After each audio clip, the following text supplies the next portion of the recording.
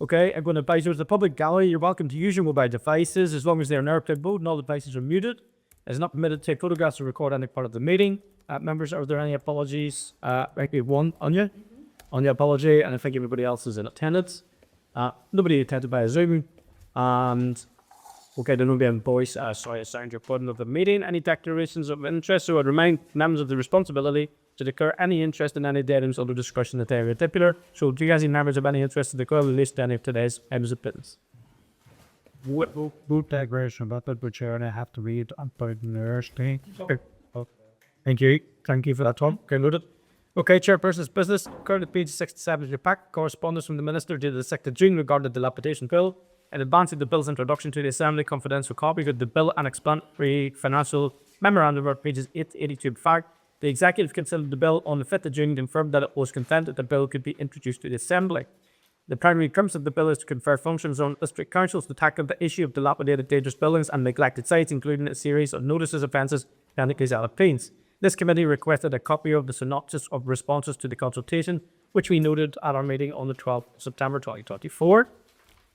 We are due to have an introductory briefing on the bill from officials at next week's meeting. In the meantime, have you any comments or you could tend to note? No members. And number 2, refer to page 92 pack of correspondence from the department dated 3rd of June regarding Westminster's private members bill and the welfare import of cats, dogs and ferrets. The committee's views are sought on obtaining powers to make secondary legislation to prohibit the importation of cats, dogs and ferrets into Northern Ireland on animal welfare grounds by including the legislative provision in a private members bill which is currently making its way through UK Parliament. As the provision could relate to a devolved matter, it would require an LCM to be agreed by the Assembly, and the views of the committee are sought in principle on tabling of such a motion. A copy of the relevant bill and explanatory notes can be found page 93 to 118 of your pack. We originally had been advised we would have a little briefing next week on this, but this is now not been possible. We've been indicated that by DERA.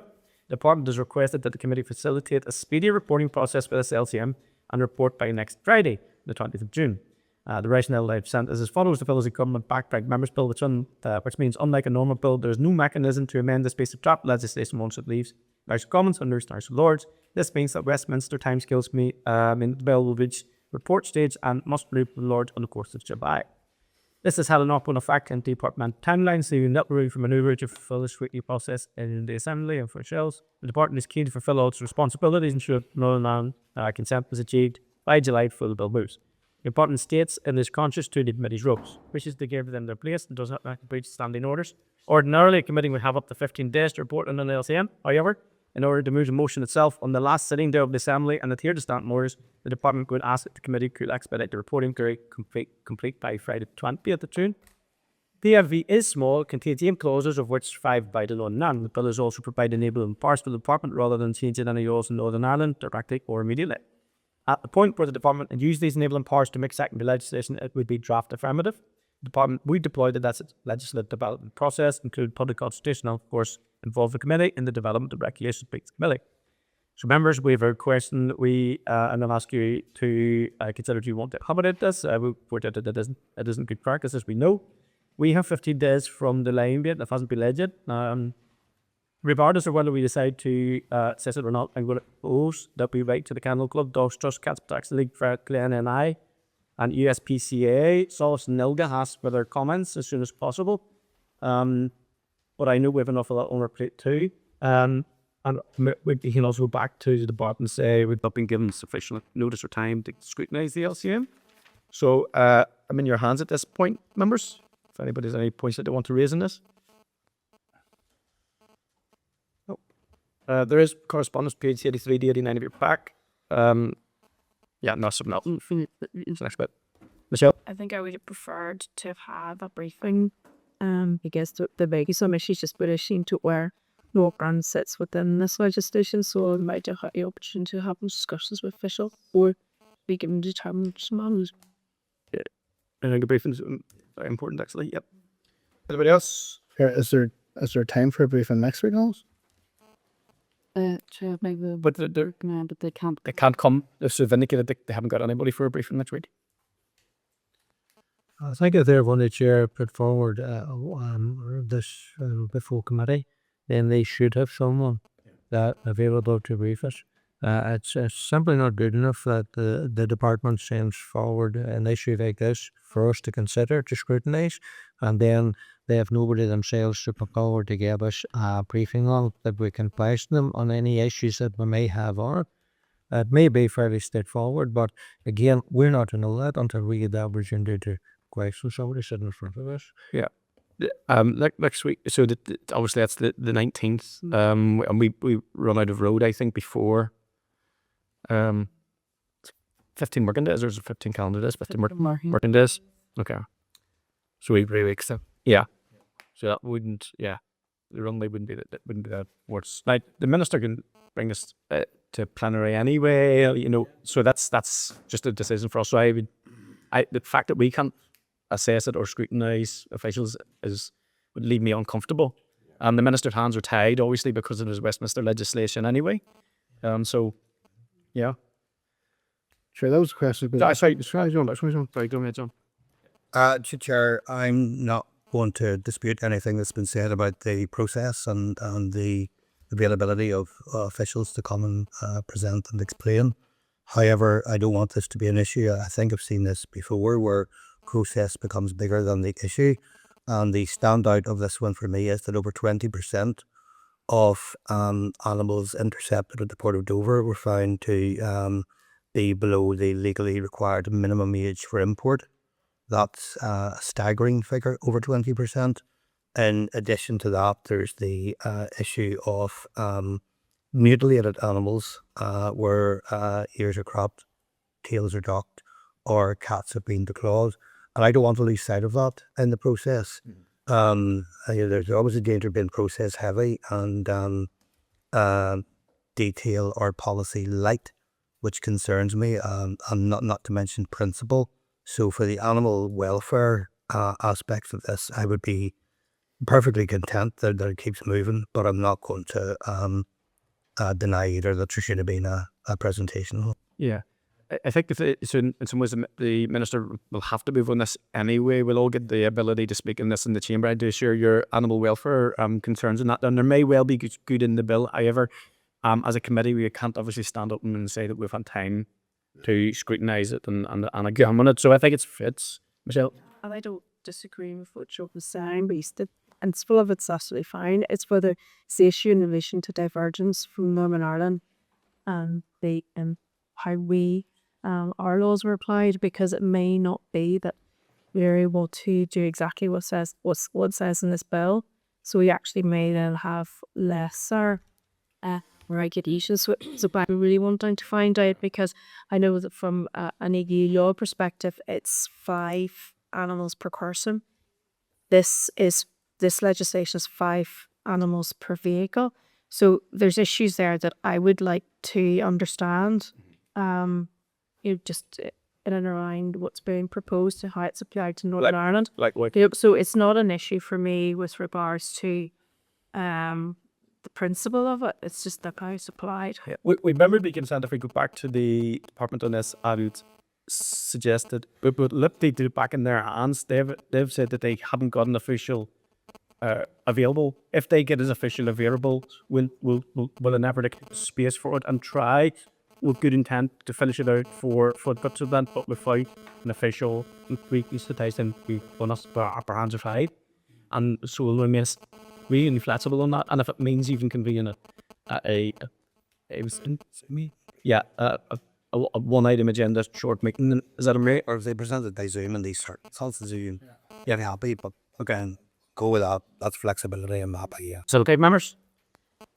Chair, do you wish to ask anybody to send in their views? So I had suggested that we write out to those people that were notified, because in the interest of animal welfare and upholding those standards, which and share it with them.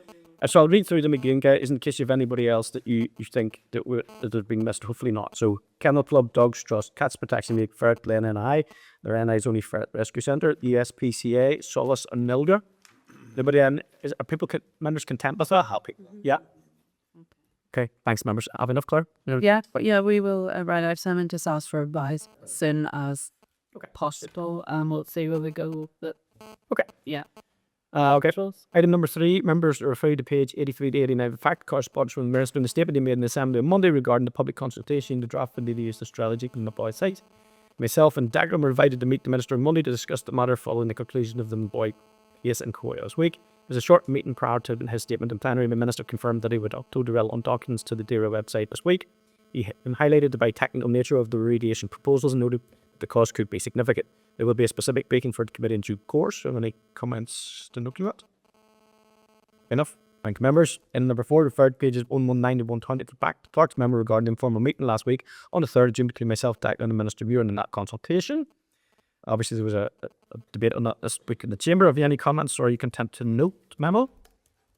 Thank you, Thank you, members. And number 5, we referred to pages code 5 table papers for correspondence from the OEP dated 9th of June regarding the Oxford Research Project, highlighted by members at our meeting the 20th of May. Following the briefing, a copy of the report press release was provided to members, and to the OEP have now provided their view of the report. The OEP relieves the press release the headline is misleading and overreaches the studying findings.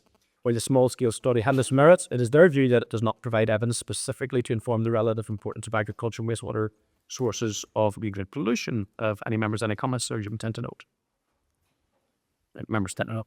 Item number 6 are referred to page 67 table papers for the draft press release for our visit to Tyrone, Fermanagh. Any comments, or are you content that it will be published after our visit is concluded? No. Members, agenda item 4, minutes of the meeting on the 5th of June, referred to pages 123 to 126 of the pack. The draft minutes of the concurrent meeting, Committee for Infrastructure, dated the 3rd of June. Any comments, or are you content with the minutes as drafted? If you're content with them, I will be signing them. Thank you, members.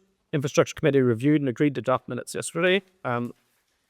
Referred to pages 127 to 137 of the pack to the draft minutes from our meeting on the 5th of June. Have you any comments, or are you content with the minutes as drafted? If so, I will sign them and is he published on the website? Thank you. Item number 5, matters rising. Referred to page 139 at the back to corresponds to Lough Fishermen's Cooperative, dated 4th of June regarding collection of eel sampling data. Members, as you will recall, we received a briefing from the cooperative at our meeting the 22nd of May. The correspondence highlighted its concern with DAERA's notification that this season's planned sampling schedule is to be reduced given the importance of that collection and helping to understand the current issues the industry faces. Have you any comments you contend to know? Okay. Matters rising number 2, referred to pages 141 to 144 of the pack to the responses from the department dated 6th of June regarding the Public Estate Value Society. As you recall, we recently received a briefing from RAISE on this matter and agreed to share the RAISE paper with the department to seek a response to the range of queries raised. This response includes some detail on DAERA's commitment to adopt a natural capital approach in line with the Environmental Improvement Plan. This includes the forthcoming living map of Northern Ireland to provide information on our habitats and ecosystems, the development of a nature capital assets, inventory and an assessment framework, and funding to AFBI to undertake an assessment of our marine natural capital to inform marine management. The response also states that although to date policy development has not progressed in relation to interdepartmental adoption of natural capacity approach, DAERA will play a significant role in taking forward ISIS policy. Any comments? Content in it? Okay, update on the Maboy remediation. Please see the papers tabled at pages 9 to 176 for an update from DAERA on the Maboy remediation. Documents are embargoed as they relate to the public consultation, but it is not yet launched. Planned for launch tomorrow, I believe. The waste at the site is produced in landfill gas and leachate with no engineered control in place. The site presents potential risks to the public drinking water supply and the environment. Accordingly, the department has put in place a remote remediation project team to best manage and mitigate the risk, present and take forward plans for remediation. It is planned that stakeholder engagement events will be scheduled for early September to maximise the opportunity for all interested parties to attend. Details of the meeting will be followed as soon as possible. There is still ongoing legal process under the Proceeds of Crime, so our members are content to note these papers in confidence. Present. Yep. Thank you, members. Agenda item 6 is the briefing from the Loughs Agency. Okay. I'm now going to welcome the following Loughs Agency representatives to the meeting and invite them to brief the committee. We have Mr. O'Doherty, the Director of Corporate Services, Mr. McGonigle, Director of Agriculture and Shell Fisheries. Good to see the Protestants in Cap. The holy. Patsy. Good to see you, according to Patsy's phone. We'll find out at the end. Don't say the end. Dr. McLean, the head of science. So listen, Jenny, you guys have been here as long as us. You didn't even have a beard when you first arrived, so I mean, I know. That's no, you can hear today. So, guys, we do have your papers in the table pack, but please do take this opportunity to brief the committee and highlight any areas that you would like to. Thank you so much. Okay, thank you, Chair. I'm not sure if I'll be able to keep up with your tempo in terms of the delivery, but I'll make an attempt at it. So thanks very much and to the committee for kindly inviting us along today to brief you on the work of the Loughs Agency. Loughs Agency's remit includes the management, conservation, protection, improvement and development of the inland fisheries, the Foyle and Carlingford areas, promotion of development of both areas for commercial and recreational purposes in respect of marine fishery and aquaculture matters, licensing of aquaculture, the development of marine tourism. Loughs Agency's responsibility for catchments that cover over 4,500 square kilometres, which includes 5,600 kilometres of rivers, 1,930 hectares of lakes. We have responsibility for the two cross-border sea locks and an area extending 12 miles out to sea from Lough Foyle. These catchments support diverse aquatic ecosystems of high conservation value. Transboundary fisheries management has been in place in the Foyle catchment since the establishment of the Foyle Fisheries Commission in 1952.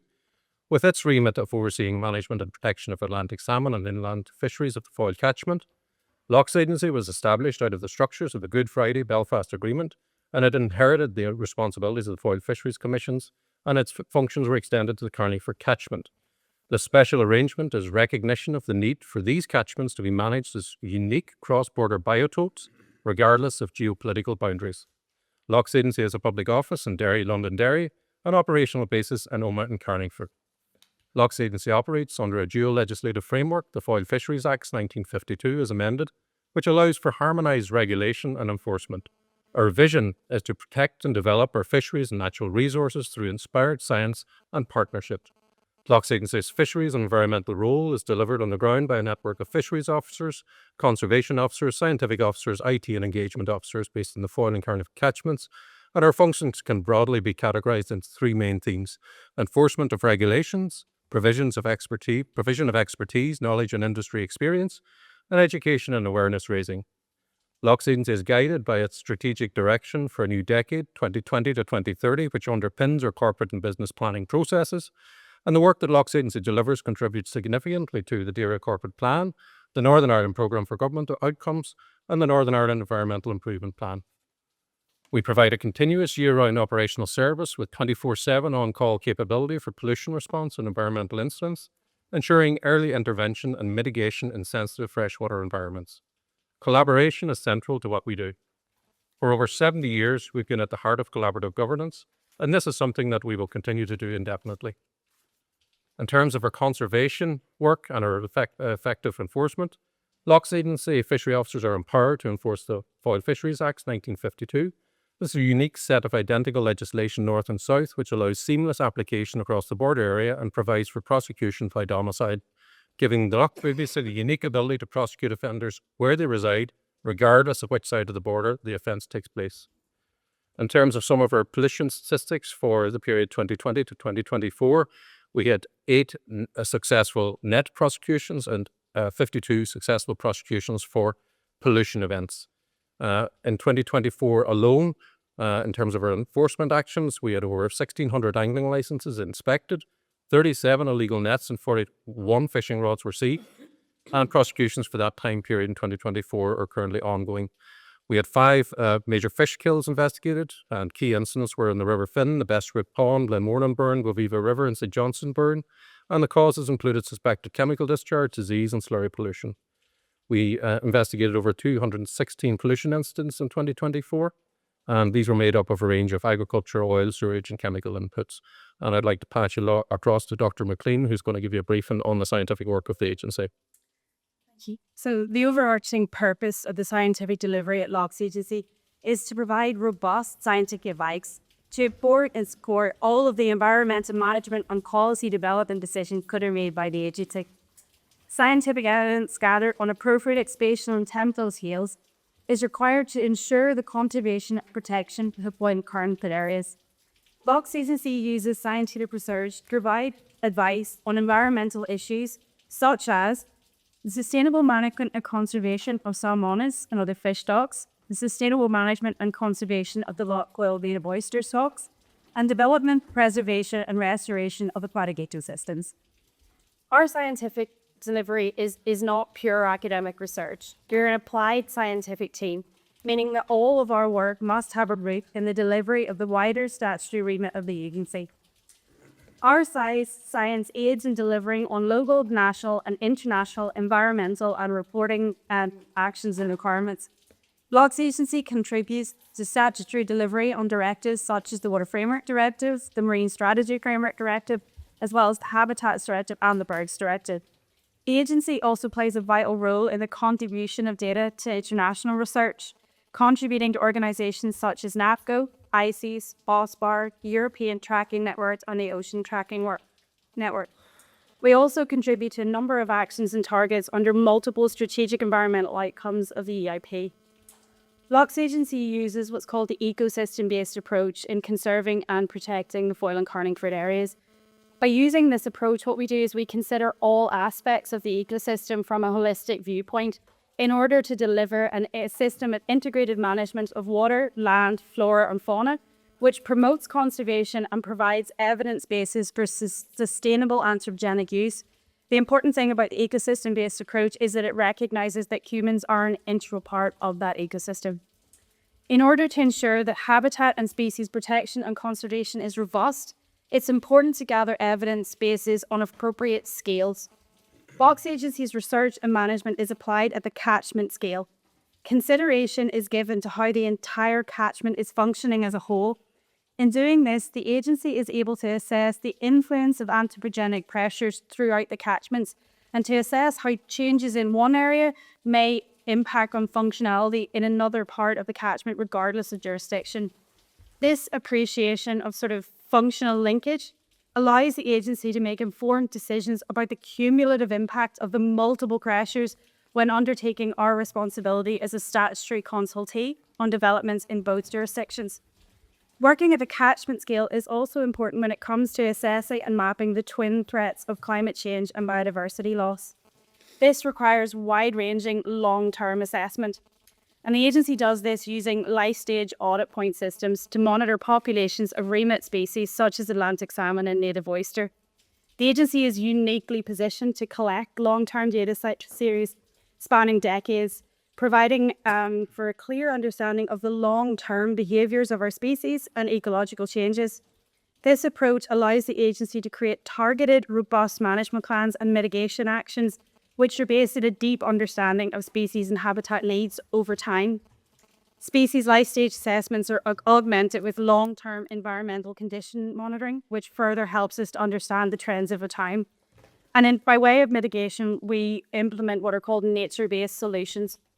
Loughs Agency has made significant progress over the last 5 years with the successful delivery of our science strategy, our climate action plan, and the fisheries and angling improvement strategy. We've invested heavily in the implementation of these strategies with capital budgets assigned to improve our scientific capabilities and to deliver tangible conservation actions. We have strengthened our science team and created a dedicated unit to coordinate our fisheries improvements projects and streamline delivery, putting greater focus on this work. In 2022, the agency established the Fisheries Improvement Unit, tasked with the implementation of large-scale nature-based solutions. Since its inception, the outcomes have included 48.7 kilometres of riparian areas created, 25,910 riparian trees planted, 3.7 kilometres of riverbanks stabilised, and 1,130 tonnes of spawning gravel relayed. These projects reduce sediment and nutrient loss, they enhance drought and flood resilience, and they restore in-stream and riparian habitats, thereby improving ecosystem function and species resilience. The Loughs Agency's Climate Action Plan 2024-2030 sets out key adaptive strategies to secure climate-resilient fisheries and align interventions with net biodiversity gain. In the pass to Mr. Dalby. Thank you. So environmental stewardship is embedded within our engagement strategy.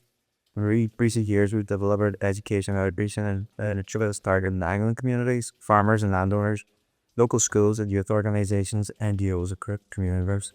Since 2022 until the end of 2024, we've engaged with over 10,000 school children on those programs. These efforts have contributed to increased awareness of environmental responsibilities, improved language practice, and wider public support conservation. The participatory model encourages a mentality of co-ownership from the face of environmental change. Developing strong relationships with the angling community has been a vital part of our work, particularly through partnership projects delivered through the Angling Improvement Fund. and Fisheries Improvement Programme. We have continued to support angling clubs by delivering joint protection heifers at safeguard of fishers. Our commitment to angling extends beyond fish conservation. Our ongoing partnership with local councils allows us to continue support for events such as the Northwest Angling Fair, and we also facilitate angling coaching initiatives as well as major angling competitions such as the Celtic Cup held in Uri Canal in 2023. Looking ahead, we're committed to playing a role in facilitating national and international competitions in our waters, and building the locations shape angling competitions in held in Bunone Beach and Longfield Bank in July 2025, and the prestigious World Near Fly Championship being coordinated by the Trout Angling Federation of Ireland set big fishes several rivers in the forecast in 2026.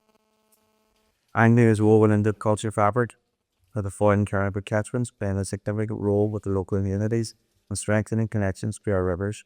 Approximately 8,000 game and course angling licenses are sold annually, highlighting its sport's importance and impact in society in these areas.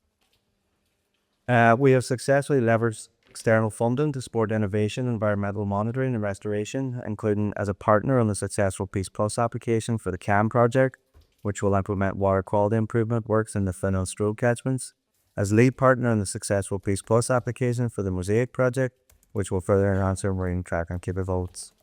These projects strengthen cross-jurisdictional collaboration, enhance the biological governance, and help amplify the impact we can have on appropriate resource. We have once again been successful in being awarded research funding to track the movements of species at sea. We have partnered with angling clubs on inshore tracking projects for sea trout, which has bring new insights into the habits of these species. We are actively pursuing several new funding streams to enable Loughs Agency to deliver further novel scientific research and conservation works. We've promoted digital transformation in the delivery of our services. We've developed online services such as our e-licensing system to improve accessibility for anglers and make it easier for visiting anglers to purchase angling licenses before they arrive. We've invested in digital systems such as the GIS data management system, which houses all our fisheries and environmental data, which facilitates real-time collection and secure storage of being served data. We are proud of our heritage when it comes to electronic fish counter program, which dates back to the 70s. Increased investment in this critical infrastructure for fish stock monitoring has allowed us to improve data quality, and has seen the application of AI technology to enhance the speed and accuracy of this system. The use of drones and other digital systems has increased our capabilities in hard-to-reach areas within our catchments, maximizing our monitoring and enforcement ability. We have well-established relationships and partnerships on both sides of the border. We are confident that this so-called experiment in cooperation and goodwill referred to in 1952 will continue. We have an excellent working relationship with our two government-sponsored departments, DERA in Northern Ireland and DCEE in Ireland. This relationship was vital to our survival. We are funded 50-50 north and south. We operate under an agreed governance framework and our approval pathways through the North-South Ministerial Council. We employ staff both in Northern Ireland and Ireland and work on two sets of employment laws and tax regimes.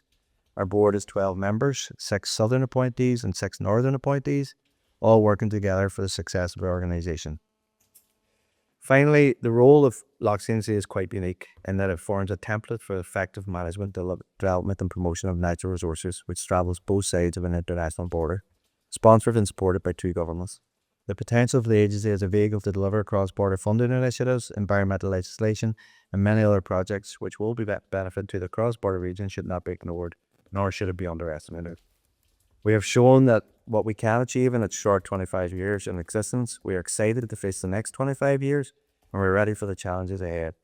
We look forward with anticipation at the ongoing review of the 66 Fisheries Act and the review of environmental governance, and are certain that there are opportunities ahead for Loughs Agency to deliver improved evaluation and management of the cross-border foil and caribou cattery.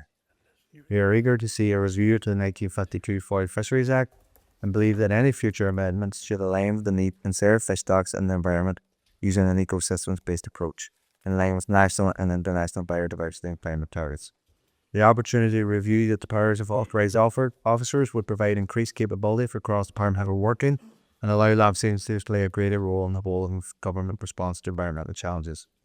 The need for the rollout of licensing system for aquaculture and Lough Foyle is paramount importance to ensure regulatory checks and balances are in place to safeguard the environment and wild fisheries. Of course, none of what we have spoken about here today would be possible without the diligent and hard work and professionalism of our staff who deliver a high quality public service to our stakeholders. We would like to commend them on their continued efforts and thank them for the role they play in delivering multiple benefits to the communities we serve. Thank you so much. Really good. Having been out in the water last night and and then listening to, I think some of you guys have some of the best jobs in the world. I mean, some of our waterways are just stunning, and the way you set that out, just in terms of the natural habitat that we have, that's worth fighting for. But I noticed this is a cross-border establishment, so I'm just going to ask a slightly political question and go into some operations. Is that okay? I noticed in the report that in 2023, there was a High Court case in Dublin that was you guys successfully fought and defended. What can you give us a wee bit more detail around that? It was about oysters, a regulation of Lough Foyle oyster fishery. It was a challenge to our regulatory control of the native oyster fishery at Lough Foyle, which is a wild shell fishery, so it's a naturally propagating fishery. It's not artificially enhanced in any way whatsoever. It's been there for hundreds of years. And some of the fishermen and ex-licensed fishermen took a challenge to our regulatory control of that fishery. We were in the dock with the Attorney General in the south, so both of us were on the hook for that. And I suppose the main claim was that it was a traditional right to fish that had been extinguished when we took over control of the fishery in 2008. And the outcome of that was that challenge was withdrawn, actually, within 3 or 4 days of that case starting. So, can I ask just an oyster-based question then? What is the health of the native oysters in that waterway? I was in Bangor Marina recently, and they're trying to re-establish because there's this big sort of decimated there. But in terms of our history, the oysters were incredibly important to the people. yeah. So in terms of success, is there success that managed sort of? Yeah, head of science, do you want to keep it? A hook for that. Yeah, so that's the same species. That's the native oyster, Australia edulis, that we have a wild fishery for on Lough Foyle. And traditionally, the fishery was very heavily fished, very heavily utilised. It's a long-lived species, not overly successful at reproductive strategy is a little bit shaky. And since our management came in 2008, we have seen the population start to regulate itself and start to behave more as you would expect a natural population to behave, with kind of a normal distribution of young stock, older stock, and kind of the average things in the middle. So we're starting to see the population really sort of strengthen itself. We're starting to see more successful spawning on a more regular basis. So from the scientific data that we're collecting, the population is more resilient than it would have been 15 years ago. Brilliant. And from what I know, they're a really important part of the ecosystem. They perform a really important function. Absolutely. So they're protected as both a species and as a habitat because they form reefs. So when they form reefs, they create sort of refugia for other small animals to hide in between, and they create complexity on the seabed, which is what we want. We don't want a monoculture on the seafloor.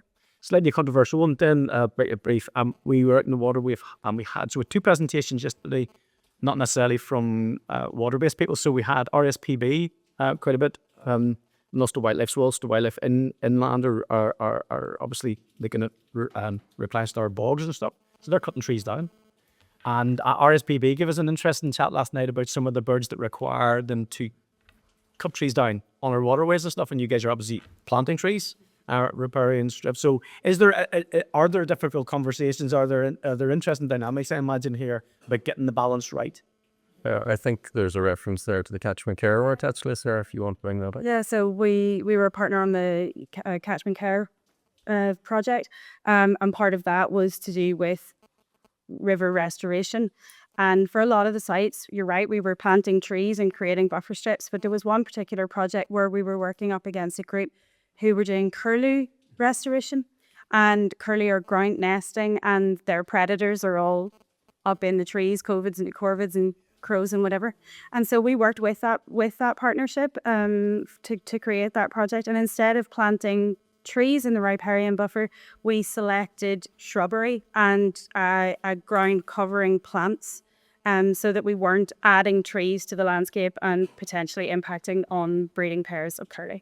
And my final one is, I was looking at your table of the effectiveness of enforcement and justice in and around illegal fishing and stuff. And I was listening to a really interesting debate on the radio this last couple of days about the really massive nets and, dredging the bottom and these huge nets. So you have had success here, particularly in net catching.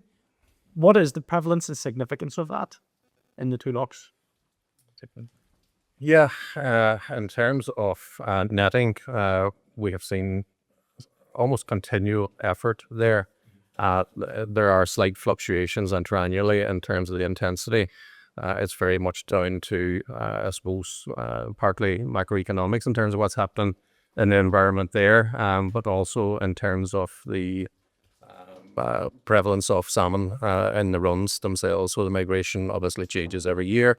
The pontoons of salmon that are there, even in terms of the environmental fluctuations, in terms of rainfall, precipitation, that can have a massive impact on where salmon are located at particular time. At this time of the year, actually, we will see a head of salmon starting to enter into our systems. When we've got continuous rainfall for a period of time, if we go for about had rainfall now for the next 3 or 4 weeks, a lot of those fish would move through the system very quickly, and the sort of hot spots then for poaching wouldn't be as prevalent as they would be in a drier year where the fish are grouped up, pulled down in the system. In terms of our success, we are very proud of our successes in the courts, both for illegal netting, but more so for prosecutions for pollution offences.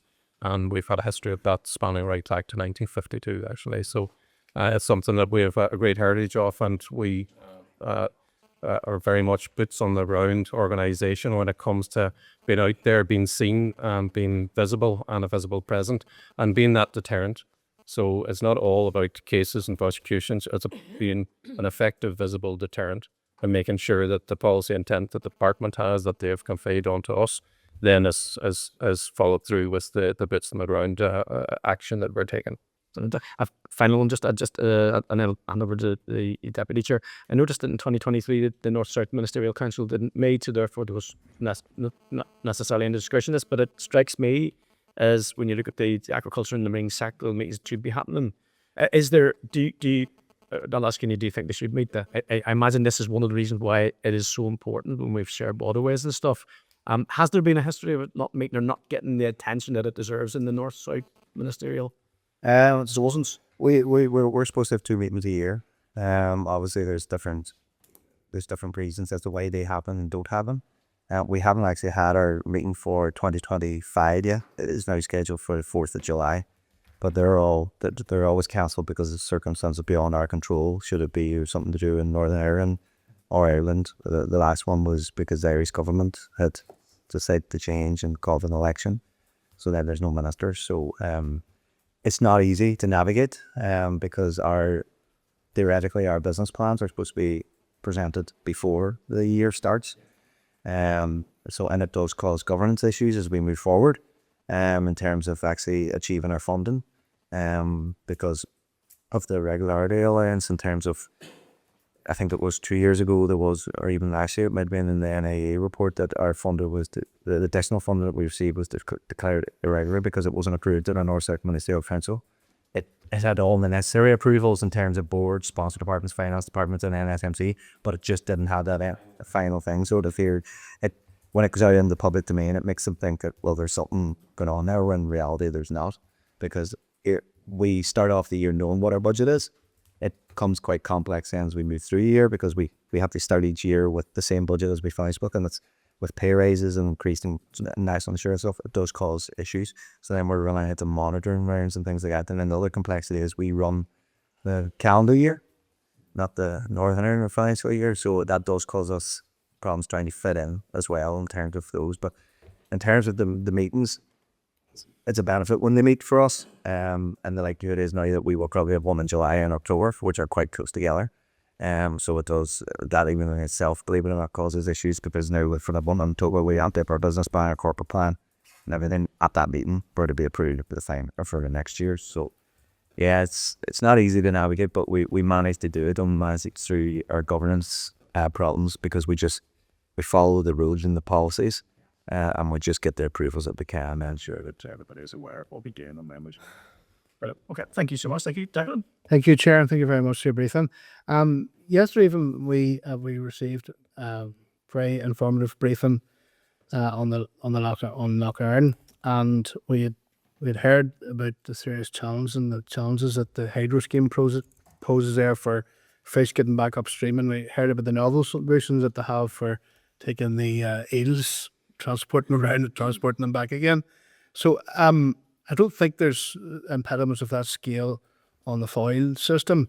So it just was, and I do recall, and Thomas was in the council with me at the time the weir was button them, where there was a gap left in the weir to enable the salmon to go back up again. So I just was curious to know, is how healthy is, for example, the salmon on the foil rivers, and like what percentage is able to get back home again? I can take the first part of that anyway. So salmon stocks on the foil do have a declining trend overall, but that's pretty much in line with what's happening to salmon across the range.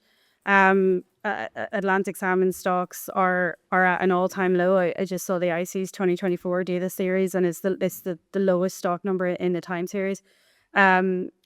So yes, numbers of salmon are falling in the foil system, but in terms of sort of barriers to mitigate to migration, we don't have anything as major as what we have here on the Earn system in terms of hydro.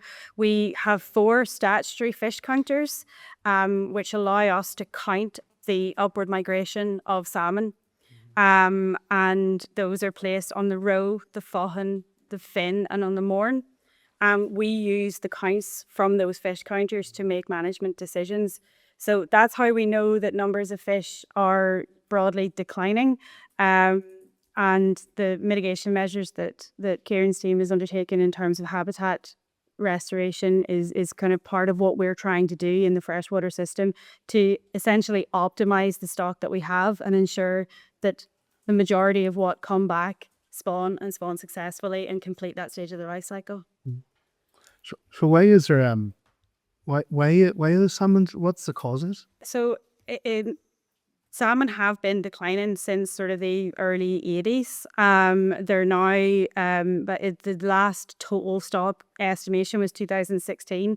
And at that point, there was only 3.38 million fish in the entire stock, and it's down since that again. A lot of it is habitat availability and habitat quality in the freshwater. But there also is a big question mark over what is happening to the fish when they are at sea. We just are not seeing adult fish coming back in the numbers that we were previously. And that obviously has a knock-on impact. If fish aren't coming back, then they aren't spawning, and there's only a few juvenile fish in the system, and it's harder for them to then get back out. So it's a very complex life cycle. And fish are moving between multiple jurisdictions. They're under different levels of protection depending on different stages of their life cycle, and they're under pretty massive threat. Just finally, Chair, just going to the spawning. You know that the Farming with Nature scheme is about to be introduced, and part of that is the riparian buffers. So have Loughs Agency been part of the co-design of the Farming with Nature scheme? Because I do note that you talked, for example, there a moment ago about not planting trees along riparian buffers. So I just was curious to know, in terms of the spawning grounds and these riparian buffers, is this something that you have been involved in the co-design, and will Loughs Agency be able to work with farmers or landowners who are implementing these riparian buffers as part of the Farming with Nature scheme? Because a lot of the tributaries around where I live, for example, a lot of the tributaries all flow into the foil system. So I just was curious to know, will Loughs Agency have a role there? Yeah, I'm happy to take that. Sure. We have been a part of the contributions to the Sustainable Catchment Programme, and I suppose that same team would very much, feed through that information to the Farming with Nature team. Similar type of interventions, the Sustainable Catchment Partners very much based around the impacts on water of farming. And we have also given a commitment that under the next round of external funding through the CAM project that will link up with the Environment schemes very closely for the likes of the riparian margins and the riparian buffer strips that are going to be created. It is something that is a voluntary measure. It's not mandatory. under any of those schemes. So there may well be a list of farmers on a certain section of river that we would like to work with, but have chosen voluntarily not to go for that auction. It is only optional. So we see those as opportunities for ourselves, additionality to the Agri Ireland scheme. So that's where we come into play, because we can then make that link between the riparian buffer strip and the in-stream measures, which we obviously have got other interests there, and when it comes to the habitat, the fish life, and the aquatic life. So we can sort of round the circle a little bit better in terms of, making it a more holistic approach and a holistic project. So if that answers the question. Thank you, Chair. And just not a question, just comment. I'm also one of the directors of Lough Creek Community and Development Association. We have the lake up there, Lough and just want to commend the great work done by Loughs Agency in the community there in the school and all through Seamus Cullen on the team in Oma there in terms of education and awareness. So I just want to mention that user here. So You're right, but thank you. I'm going to warn you now, because John Blair's about to miss. Yes. And the John, these guys had to wait an hour before you started. So would I. So if you could just, at least be in your hands. We're at least at one on waiting time. No, look, I want to start with look, well done on the outreach. I know some previous working experience of what to do with outreach, and I note that you're continuing with that while the department have considerably wound that down, and you're to be commended for it. Genuinely. Can I ask just to start, because I didn't see it, this isn't of course a financial report per se, but could I just be reminded of your total budget for the agency for the year? So for 2024, we started off with a budget of just over 7 million. 7 million in 24.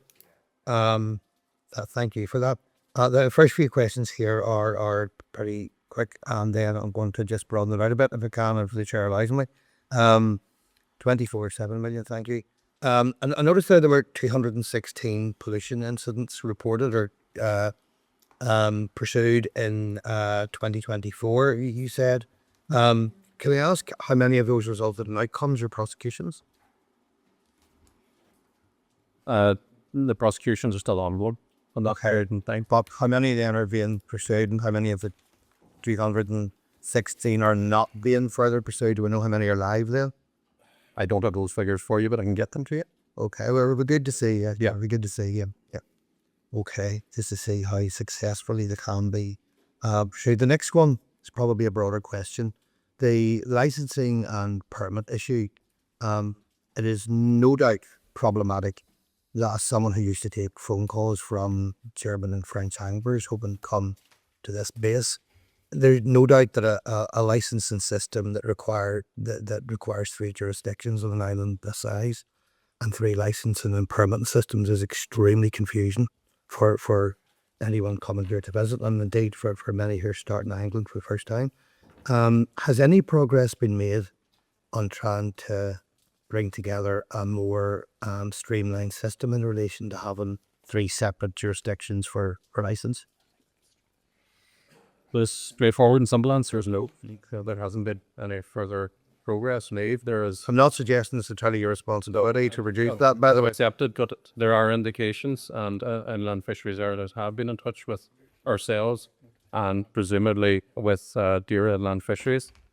So I think discussions are going to take place this year around a move towards collaborative marketing, promotion, and I think bolted onto that will be a discussion around licensing and parenting. So it's not due to the.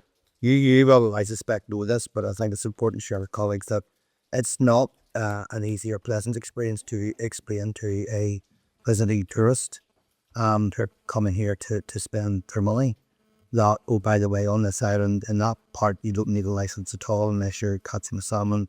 In this part, you need a license, no matter what you're catching, to carry a fishing rod, in fact. And then there's another 2 bodies of water there where you need a separate license or an endorsement to a license you already have. And it's a really very complicated picture, which is not justifiable in the modern era. We're talking about putting your license in online when we could do those things relatively easily. Because technology allows us to do that. It really is not a credit in our favour that we haven't managed to streamline the other issue at all.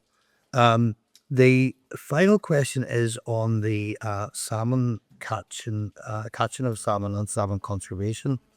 I note the conservation limits and the compliance listed here for a number of rivers, the Finn, the Moor and the Roe and Fon. But I think you've indicated that catch and release has only been introduced in 2022 for 2023, sorry, for the River Finn. So DAERA introduced catch and release across its jurisdiction in 2014 in order to enhance salmon conservation. So why are we still catching salmon in these other rivers except the Finn?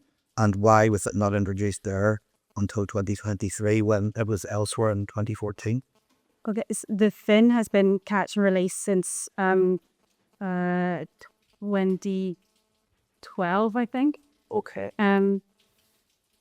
The reason that the other three rivers allow for allow for retention of a limited number of fish is because, based on the figures that we have and the figures from the counters, those rivers are meeting conservation limit. And the conservation limit and an additional buffer of 25%, which is what we call our management target, are figures that are set in legislation. So if the Commission, as in Loughs Agency, is satisfied that that management target has been met, using the fish counter as the metric for deciding that, then we are duty bound to allow some retention of fish. We have reduced the number of tags that we issue. So based on the legislation, we're allowed to issue up to 25 tags, 5 spring tags and 20 summer tags. So we are now down to 3 tags, 1 spring tag and 2 summer tags. So there is a significant reduction in the number of fish that we allowed to be retained per licence. Okay. When was that reduction introduced? What year was that? That reduction has been ongoing kind of gradually for the last sort of 10 years. It's Still a long period. It's still a long period of time. So we haven't been, so as far back as 2016, we were issuing 2 spring tags and 8 summer tags. And we reduced that to 1 and 2 in 2020. Okay. That expense, I know, maybe just follow up on that in terms of the catch and release aspects of the fishery. We do advocate for voluntary catch and release on systems, and out of the 2,297 salmon that were recorded in our catch returns last year, 85% of those fish were returning fish. So, we can see that our anglers are making those very positive choices, that's sustainable choices, so we can make them on that. And the time series going back on that is kind of we've been above 70% catch and release since 2019. So there is a lot of angler uptake and personal responsibility on that, but not experiences. So it's a long way off widespread retention of the fish. Oh, yes. Yeah, okay. Oh, yes. That's good. That's good. Thank you for that. Thank you, John. And Thomas, you're next. Thank you, Chair. Just one question around policing. How do you find the problem of pollution is for Loughs Agency? What impact does that have on the fish stop and the restocking of the young fish? Okay. Pollution is an ongoing issue, of course. I did see from the case history, it's been prevalent over the last number of years. And increasingly we're seeing pretty severe fish kills as a result of that pollution. And you'll see that in the public domain from some of the press releases I've got over the last number of years. We are trying to approach it from a point of view of not only being reactive and conducting enforcement operations and prosecuting offenders, but educate people. I think that's the big one for ourselves, was trying to get in there and educate some of our stakeholders in terms of their activities, in terms of the danger, in terms of getting it into schools as well, and trying to head it off at an early stage. So as they mentioned already, the government is expressing a responsibility, plays a massive role in trying to achieve the sustainable outcome that something like 216 estimates repair repairs. 4. How is that book down between north and south? Again, I don't think that I have the breakdown north and south because that's not necessarily the way that we do break down our statistics. Oh, as a north-south toddy, we like to report, on the catchment, and that sort of follows up from McLean's point about the ecosystem approach. We're managing the ecosystem rather than the geopolitical boundaries. How is that moving down then between, pollution incidents just from, if you like, Byron Parker, or from businesses, or from other sources? Idea breakdown? Yeah, absolutely, yeah. So, in terms of the incidents in 2024, non-agricultural waste discharge 23, agriculture 68, chemical 9, no pollution found 60. So that's where these figures are really a little bit beyond the figures that we've quoted already for the 2024 period. Oil 22, other 53, sewage 33, fallen animals 8. Okay, Thomas? Okay, that gives us some indication of where the pollution, all these pollution incidents are coming from. And I think the issue of education and the scooters, one thing, all that is a good way forward for this, to try and stop any even though or much more pollution happening into our waterways. Thank you. And Chair, I have to go. That's not a problem. Thank you, Tom. William, thank you. Thank you, Mr. Chairman, and some of the questions I was going to ask in around pollution have been covered, but what do you think is or feel is the biggest challenge for Loughs Agency in the years ahead? Very much at the minute, I think that the dual challenges of climate change and biodiversity loss are where we see our work focusing on. We've had a conscious decision to move towards conservation action or proactive measures, or working with groups to educate them on sustainable management and sustainable use of the resource. That's really what's driving our works now in terms of those concrete actions on the ground. In the past, we have done a lot of monitoring work, collected a lot of scientific data. We have managed the fisheries from a commercial perspective. There's always been that recreational aspect to it, but now increasingly it's the future of that stock and the future of those habitats that is at risk. And we can see that day and daily. We've had the floods in 2017, huge damage to some of our fishery habitat and the potential of our fishes. Increasingly we're seeing in summer water temperatures now reaching almost lethal levels for some moths. And that's something that Dr. McLean might want to follow up on, because that's very much where our work is focused on now. And that's why trees, yes, for some other interest groups, trees might buffer nutrient and sediment movement into watercourses. But from our perspective, yes, we want that outcome, but we also want shade. We want that thermal stress on those salmonids addressed. And that's something that we will think about much more than other interest groups.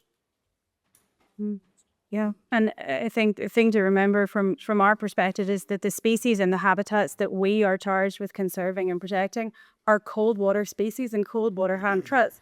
And it's our job, I suppose, to try and optimize those habitats as much as possible so that the fish that are returning to them have the best chance of survival.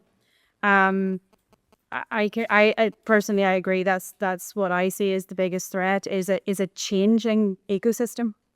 And how we navigate that. On the face of it, for someone looking at the lakes and the lake here, it looks very natural. You don't see that on the land very likely. It does look very, environmentally friendly. You're looking at it, on the face of it.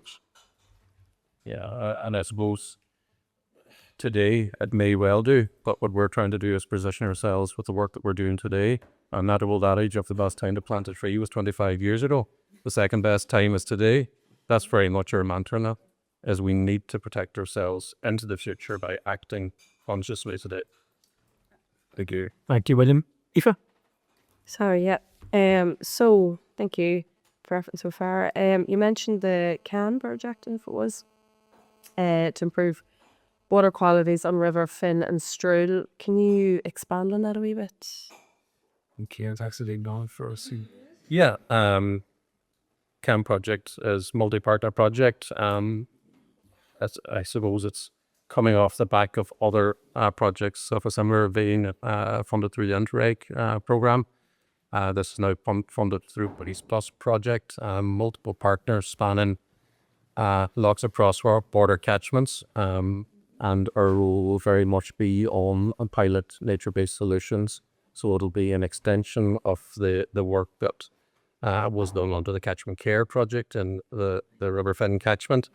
And now we've got the opportunity to work in a completely new catchment, the Strudel catchment. So both of those catchments have got a huge number of sub-catchments that are of medium quality under the Water Framework Directive. And that is very much, this will be one of the programme and measures actions under the Water Framework Directive for target those objectives that we've got to try and reach good water quality. Okay, and thanks for that. So I'm assuming then there's engagement with anglers and local community groups. And if so, how did that go?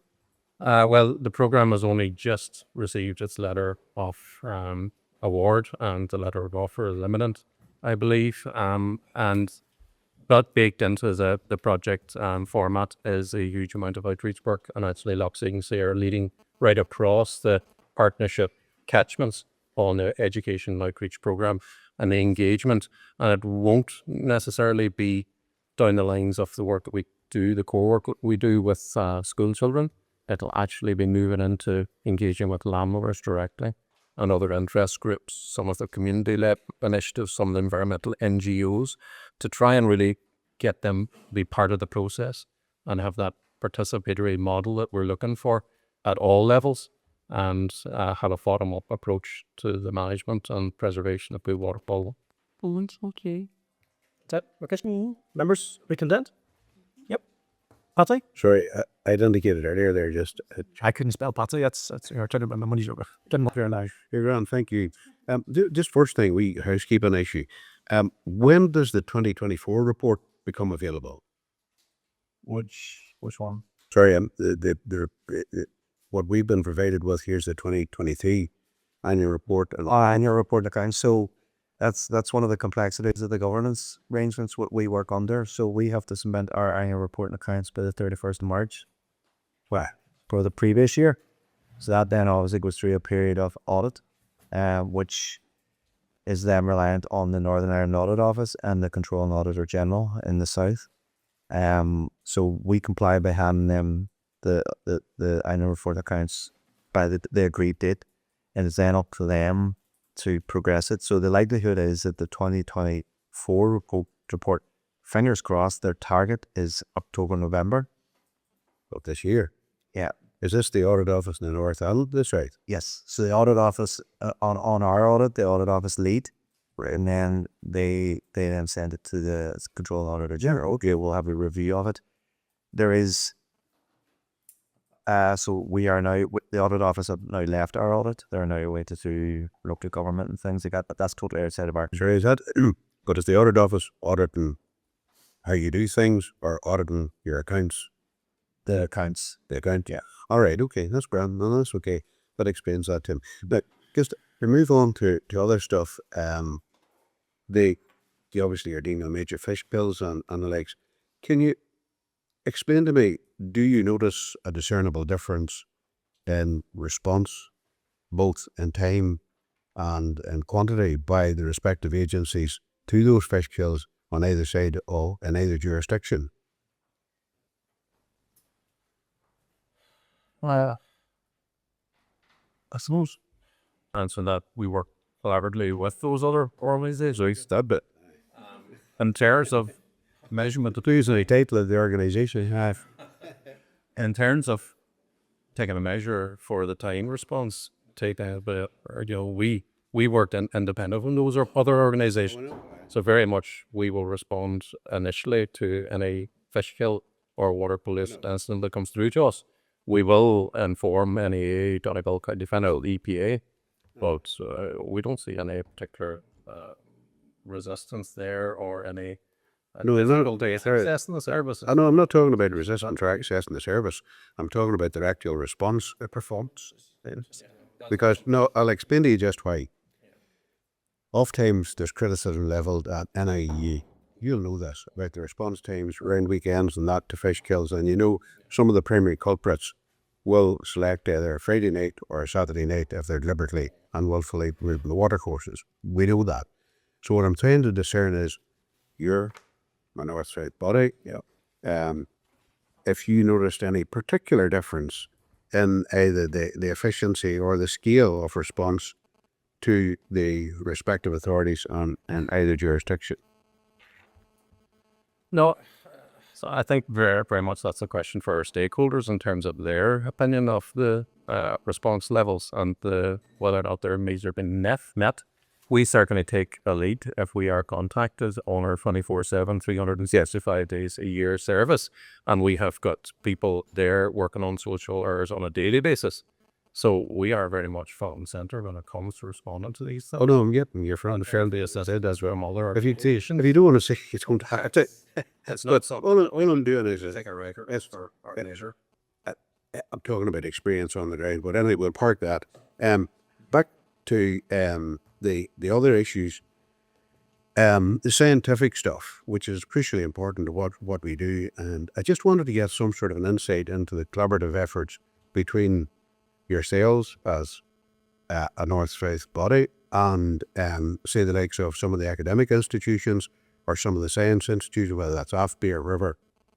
Because, you know, I have a loch right within, I represent a good part of the western shore of Loch Ness, and we have major issues there, while it doesn't unfortunately fall within the remit of yourselves. I just wanted to know some of the respective issues that we're suffering from, the pollution, the nutrients, all of that stuff you're going to be experiencing. I just want to know what the level of strategic collaborative working there is being done at that scientific level on an all-island basis. So a huge amount across a number of issues. We, I suppose, starting at the top, at the regulatory and strategic point of view, we are involved in co-design of multiple regulations, things like the Blue Carbon Action Plan, the review of the Marine Protected Areas Plan, that sort of work. So we would be working at the strategic level. Here. On the ground, we work really closely with, as you say, the academic institutions on big projects, funded projects. And we will work together and we'll go for European funding. For example, we're working with Queen's University Belfast on the Mosaic project, which has just recently been funded under Peace Plus. So those sort of Can you explain? I have no idea what that is. Can you explain to me some of the projects and what they are, please? Give me an insight just as what they are. No, not talking about wild pet. But So I suppose Mosaic is our most recent project, as I said, just funded under Peace Plus, and we're working with multiple partners across the island and actually further afield in Scotland and Canada as well. The project is aimed at putting equipment out into the ocean around the island of Ireland to monitor species that are using that seascape. And it's what's a multi-sensor project. So it's the first time we've tried to do it like that. So rather than using one set of instrumentation, like that's only collecting ocean chemistry, for example, or that's only collecting tracking data for a species, what we're doing is we're trying to equip areas of the sea with these multi-sensors so that we're gathering all sorts of information on lots of different parameters at once. And obviously there are organizations and institutions and academic institutions that specialize in each of these small pieces of work. And what Mosaic does is it brings all those people together so that we're working on collecting lots of different types of data in the same places so that we can use it to not so much ask what, but why. okay. So And there are other projects too. yes, there's lots of other projects along those lines, but there's also a lot of individual core working as well. So for example, when it comes to the management of Atlantic salmon, we work really closely with both IFI in the south and DAERA Inland Fisheries in the north. So we meet on a number of cross-border groups that are designed to assess stocks and give opinions on what management should be in each of those areas. So there's a north-south standing scientific committee for inland fish on which Loughs Agency sit. And there are also smaller working groups under that. So there's a technical expert group on salmon and a technical expert group on eels, which Loughs Agency also sit on. So there's at the ground working level, when it comes to making management decisions and understanding what is happening right across, I suppose, the 3 salmon areas that were mentioned earlier, there's a lot of on the ground working. We work really closely together. Okay, thanks very much. Thank you. Thanks, Chair. Thank you very much, Patsy. Okay, members, content? That was really good. Really enjoyed that. So hopefully you guys will have got something out of it, and hopefully we'll maybe mitigate at some point. And like back in the country. Thank you so much. So thank you guys. Thank you. Okay, members. We're now going to take the oral briefing from Waterways Ireland. So I'm going to refer members to the briefing paper from Waterways Ireland, start at page 178 of table papers.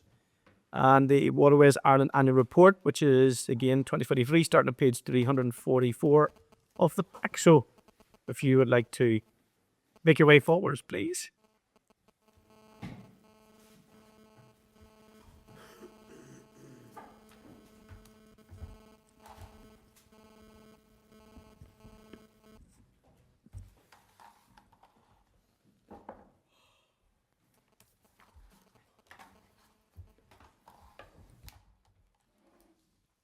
Hey, dude.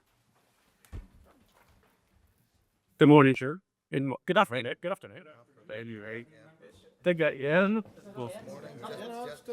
Still 2 minutes. 2 minutes, so you're technically correct. I'm sure the length of time you've been waiting, it does feel like that to me. So can I offer my apologies just in terms of the start time, and thank you for your patience and for journeying here to beautiful Castle Archdale on this fabulous day. And thank you for your time. Thank you for your papers that you have submitted. So, members, we have Mr. John McDonagh, CEO, Mr. Garret McGrath, Regional Manager, Mr. John Tolan, Market and Development Controller, and Paula Treacy, the Head of Environment and Heritage. So we do have your papers, but if you would like to give us a brief, we would really appreciate that. Absolutely. Okay, well, thank you, and thank you to members for the invitation. We're delighted to be here. I'm going to refer to the paper that was sent, and just as a matter of interest from the Chair perspective, do you want to wait for questions at the end, or do you want to interject? We'll take questions at the end if that's okay. Just don't know. Whatever you want. Thank you very much. Just understand that. Appreciate that. Okay, I'll go to slide number 2 in the deck, which actually tells you a bit about who we are. I'll pause at a couple of the boxes. So first of all, we're the largest of the North-South implementation bodies. The largest word there means in terms of people, which I'll come on to. You understand our genesis, so I'm not going to go through that. We're accountable to the North-South Ministerial Council, a little bit like Loughs Agency, and on an operational basis, we report to the Department of Housing, Local Government and Heritage in Ireland, and the Department for Infrastructure in Northern Ireland. I'll say a little bit in addition to this around the North-South body, because I heard the question earlier on, so maybe just to clarify that now. We did have our sectoral meeting in May this year. A number of points were noted, and I'll just go through them. So the first thing that was noted was that our annual report and accounts for 2023 had been certified by the Controllers and Auditors General and had been laid before the Northern Ireland Assembly in both houses of the Oireachtas. The second thing to note is that the draft Waterways Ireland annual report and accounts for 2024, which is again a question that came up here, they've been submitted to the CNAG in both jurisdictions. And similar to the points that were made by the Loughs Agency, it's now open to the auditors to actually do the audit. They're going to start that in July in our case, so we would have an expectation that that will all be done and dusted, probably in the third or fourth quarter. The third thing to note at the sectoral meeting was that the 2025 business plan was approved. We have a budget allocation for 2025, which is almost €53 million or £45 million. So I just want to note those things because I heard those questions earlier on. If I go back to the actual presentation piece, move on to the box that talks about what we're responsible for. So we're responsible for 1,100 kilometres of inland waterways. Some of these words are kind of important. So for example, it's the management, maintenance, development and restoration of the inland navigable waterways. Navigable be an important word. And when we talk about navigation, we're specifically talking about the navigation channel. So for those of you out on the water, it's, in between the markers. And that's important that I kind of point that out. And something that people don't realise is that we're also the leading provider of blueways and greenways in Ireland and Northern Ireland. We have a portfolio of about 650 kilometres. If I go on to staff members, we have approximately 360 staff members who are permanent.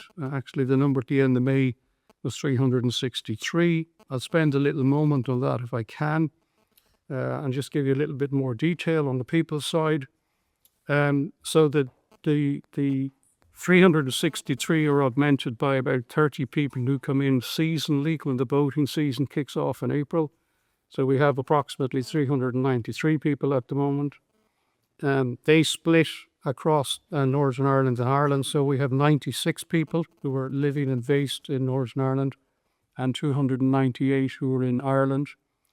That's the split at the moment. So that's the geography. In terms of their work and the type of work they do and skill sets, we have 237 people who are what are called industrial workers. So these are people who are out working on maintenance, working on projects, etc., at and along the waterways. And we have 162 people whom we call professional, technical and administrative people. So that's the split there. The average age of our staff is 50. And again, if you look at that between industrials and PTAs, the industrial workforce is aging. So we have 54 people who are 61 years of age plus. That's a challenge for us going forward because they have particular skill sets. And that's something that we're working on. And the average length of service for people across the whole of the 300 plus 390 is almost 11 years. So people tend to stay with us. We don't have a very significant amount of people leaving. We do have one specific issue, which is around the word divergence. So this is where the terms and conditions between people working in Northern Ireland and Ireland are very different. And over time, and more recently, there's an acceleration of people leaving Waterways Ireland to go across the border and work in the south. And that's a big issue for us. It's been made a bigger issue because of the hybrid working model. So nowadays people can, drive somewhere for 2 days a week and work from their home. And that makes it more flexible, but that's actually becoming a problem for us. And we're losing people to other state agencies. So I'll go back to the Pew side. You may want to pick up on some of this later and happy to try and answer them. We're headquartered in Enniskillen. We have offices around Northern Ireland and Ireland, Coleraine, Garret and Ciarán, Dublin and Scallop. So we're dispersed around the waterways. We have 3.5 million visitors or users. And this is some research work that we carried out last year. John Tolan will touch on this later on. Of the 3.5 million visitors, users, about 800,000 of them are classified as cross-border users. So these are people coming from Ireland into Northern Ireland and vice versa. We have infrastructure. To rebuild the infrastructure would cost us £850 million or €1 billion. And we also generate value. So it's important that I stop at this point, I guess, because we generate value of £635 million, which is €809 million. We know that because we've just done a very big piece of work around this. So in very simple language, if we're funding at 53 million and we're giving back 809 million, we're giving back about 15.5 times the funding that we receive. And we'll touch on this piece later on again. So at a high level, that's an introductory piece about who we are. Second slide talks about a small management team. Of the management team, I'm here, Garret's here, and John's here. So we're not going to spend too much time on that one. If I go on to the next slide, which is around governance structure, it shows that we operate under the policy direction of the North South Ministerial Council. I referred to the two sponsor departments earlier on. On funding, I'll just spend a moment on the funding. So there's two types of funding that we receive. There's what's called resource funding, which the funding pays the salaries, wages, light, heat, and all those good things. That's based on the distribution of waterways across the jurisdictions. So 85% of the waterways are in Ireland. So we get 85% of return funding from Dublin. We get 15% of our funding from Northern Ireland. That's based on distribution of waterways. It's different with the capital programs. So the capital investment is based on wherever the project is in terms of location. So if we do a project in Ireland, the money for capital comes from Dublin. If we do a project in Northern Ireland, it comes from Belfast. I'll move on to slide number 5, which is around corporate planning. I'll spend a minute on this if I can, because this is kind of important to us. We put together for the first time at the back end of 2023 a 10-year plan. The 10-year plan on this slide has a lot of little boxes, but our purpose is set out there, our vision is set out there. We have 4 core values, which are passionate, collaborative, accountable, and innovative. And to the right-hand side, you can see we've got 6 strategic priorities. So number 1 is about organizational development and governance. Number 2 is about sustainable funding model. Number 3 is about how we manage our assets and our property portfolio. Number 4 is about participation and reputation, which is about growing the numbers of people who visit our waterways. Number 5 is about sustainable development, which is effectively about the challenge between developing and doing it sustainably. And we touch on that as well. And then number 6 is around climate action, environment, and heritage. So those are the 6 strategic priorities that all of our planning is linked to. So if you were to pick up our documents, our long-term plan, our corporate plan, and our business plan, you should expect to see consistency in terms of objectives and what it is we're trying to do. And I think that consistency is there. And then in terms of the 10-year plan, it's phased. So we're coming to the end of what I call the building foundation stage. And we're now looking to move into more accelerated growth. So accelerated growth means that we're learning to stand, from being the child and becoming an adult, if I could say it like that. So that transformation is ahead of us. And one of the issues around transformation is resources. So that's people and that's money. So at the moment and over the last couple of years, we've had appropriate funding for the work that we have to do. As we go forward and look to transform, we'll be taking on larger scale projects, and those larger scale projects will require transformative funding at a level above the funding that we've been getting to date. So I just want to highlight that. Now, I'm going to hand over to Garret. We're on slide 6 in our deck, and it's called Projects, starting off with just some words on the Ulster Canal. So I'll hand to Garret. Good afternoon, everybody. Just referring back to John's 6 strategic priority for strategic priority number 5, sustainable development. It calls out transformative projects. And the Ulster Canal, by its very nature, if we can move to slide 7, is a transformative project. And just a bit of history of the Ulster Canal. The Ulster Canal itself connects 2 of the great inland waterways in Northern Ireland, Lough Agency to Lough Neagh. It was originally constructed in the early 1840s. It was 93 kilometres in length. It passed through 5 counties: Treacy, Cavan, Monaghan, Armagh, and Tyrone. It officially closed in the early 1930s. So as we know, the canals in the day was like that our road networks that we had today, along kept the river networks. And a lot of our canals on the island are under repair through a dire state. In 2007, when Storm referred to in previous speakers have probably been all 7 years to do with Council, extended our remit to restore the Ulster Canal from Clonus through Lough Agency. So we approached this in a phased manner. Phase 1 was from Lough Agency, Precasset Saunderson.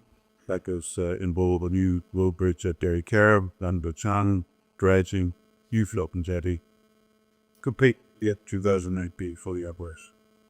Phase 2, as you can see maybe on your map there, that's called out in phase 3. It's the green line. It's an additional kilometre of navigation from Clonus to Clonfad. So that's basically from Clonustown to the Fermanagh. And we provided an additional kilometre of navigation and associated greenway. There was a lot of infrastructure in this phase. We had 2 new accommodation bridges with a heritage structure that we had to refurbish, with flood relief, aqueducts, culverts, with a marina, with a car park, service drop facility. So but it was what's commenced in August 2022, and we're open in the middle of the year last year, June 2024. So that's phase 1, phase 2 completed. That leaves us phase 3, which is the 10 kilometres in between. So the Ulster Canal, by its very nature, will be the largest project we've ever delivered in Waterways Ireland in a short history. It'll be a multi-million pound investment in recreation tourism, predominantly in County Fair on this finish. If I call out phase 3, which is 10 kilometres, phase 3.1, 3.2, and 3.4 are in Northern Ireland, in County Fermanagh for the most part.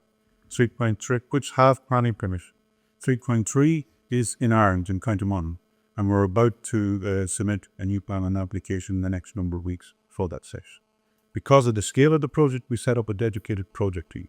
There's a number of key priorities at the moment that in terms of submit with the planning application and then land acquisition. We're heavily involved in phase 3.1, 3.2, engaging with the landowners around the land acquisition process there.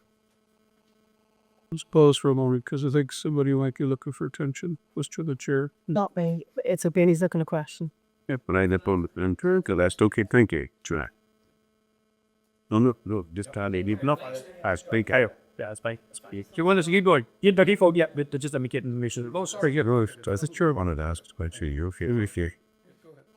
And we have some initial funding already secured to deliver this project, and we're actively investigating other opportunities for the funding of the project. So that's the Ulster Canal Restoration Project from Clonus to Upper Up here. The next slide, in slide 8, refers to the Ulster Canal Greenway Project. Okay, so for the most part, once again, the North South Ministerial Council, we were made the lead partner in this project in 2015. There was a strategy developed with a number of partners, and in that strategy it called out 12 potential greenway routes.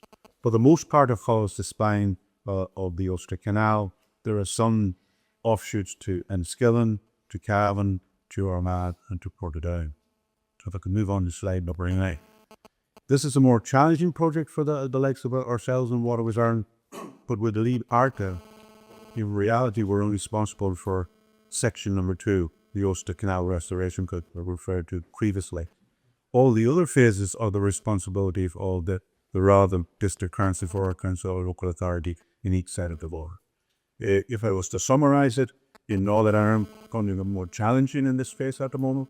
In Ireland, the local authority to work on key temporary area, and both Cavan and Monaghan are working with the funding, cutting through the various places. The next phase of the delivered will be section 7.1, and then the additional 7.3 kilometres from Waterways place on the round. 6 of it. Right. I just want to come into that, just to put this in perspective on slide 8. It's 192 kilometres in length that's ever sorted about. So to just think about that for a second, the longest greenway in Ireland is ours right now, it's the Oil Canal Greenway. So 130 kilometres. When we bring it into Metro Dublin, it may go up to maybe 155, 160. The length of what we're talking about here is greater than that. Just to give you a sense of comparison. Go ahead there. Okay, move on to slide 10, maybe a bit closer to home where we are today. Get a couple of Lough Air.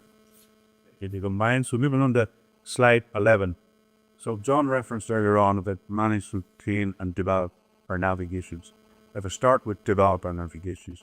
Last summer we opened the extension of Devon's Jetty. You can see Minister O'Dowd there. What is that? Basically enhance and increase the ferry capacity at one of the busiest sites on our Garret to meet our customer expectations.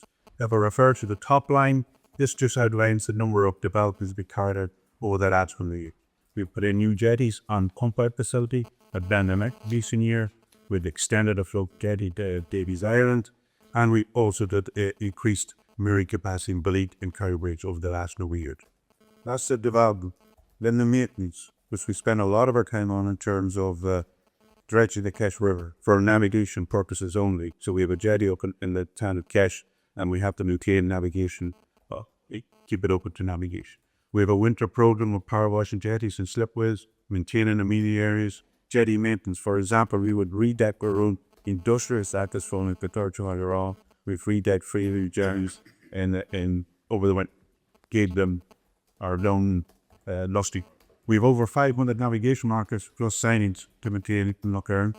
And in terms of wheat cutting, it's approximately 8 years since the last time we had the need to cut aquatic wheat on Lough Airn, thankfully. But with the spring that we've had and the low water levels and the sun hike that we have today, we're on a watching briefing. And we have machinery available to respond to that need if we need to do this. And then we have a plethora of onshore services in terms of car bullets, water bullets for our boaters, and pump outs. Just to call out, we have 6 pump out facilities along Lough Airn, We put in a new one in Benedict that I referred to earlier on, and we have plans to replace the one at the Roundel in this financial year. And then we have a number of grass cutting vegetation maintenance programs that are set to throughout any given year. If I could move on to the next slide, just to give on slide number 12, just give a feel for the level of activity on Lough. So we've over 8,500 registered vessels on Lough at the moment. But Lough is a slightly different beast than other navigations that we manage. There's a lot of more fast craft on Lough, approximately 85% of them. That would be a different distribution compared to the Shannon. And what am I talking about? You're talking about power boats, power cruisers, jet skis, all that nature would use Lough. And it's been a busy start to the year because of the good weather that we've had. So just give you a feel in the scale of the usage that we have. In terms of the future growth opportunities, I referred to slide number 13. Similar to what I've called out previously, we have existing sites that we're looking to upgrade. In East Bar, we've got an existing fixed jetty there that we plan to replace with a floating jetty. Corradilla, we plan to replace the fixed jetty once again with a new floating jetty and enhance the slipway facilities. Where we are here today, Castle Archdale, we're at the very early stage, conceptual stage. We have subcubic marines down in the marina. It's interacted with a private entity as well. We can do better, I could call it out like that, because a lot of our voters on the lower lake will use Castle Archdale as a safe haven when it can get breezy and choppy out on the lower lake. So we have only at the very early stages to work with other partners to see can we put in a new jetty, a pump out facilities, and maybe some onshore services as well. Other potential growth opportunities would be, we're under pressure in Enniskillen with regards to marine capacity. We have 4 kilometres from Atora over to Killadaes and Motel. We have a lot of existing capacity there, but that's where a lot of the boats want to be. So we're up on the future growth opportunities and how we can enhance and increase that capacity. One of those sites would be the Iron Sense. Some of you maybe familiar with their shopping centre at the back of that. We have a quiet bay there that we have some infrastructure at the moment.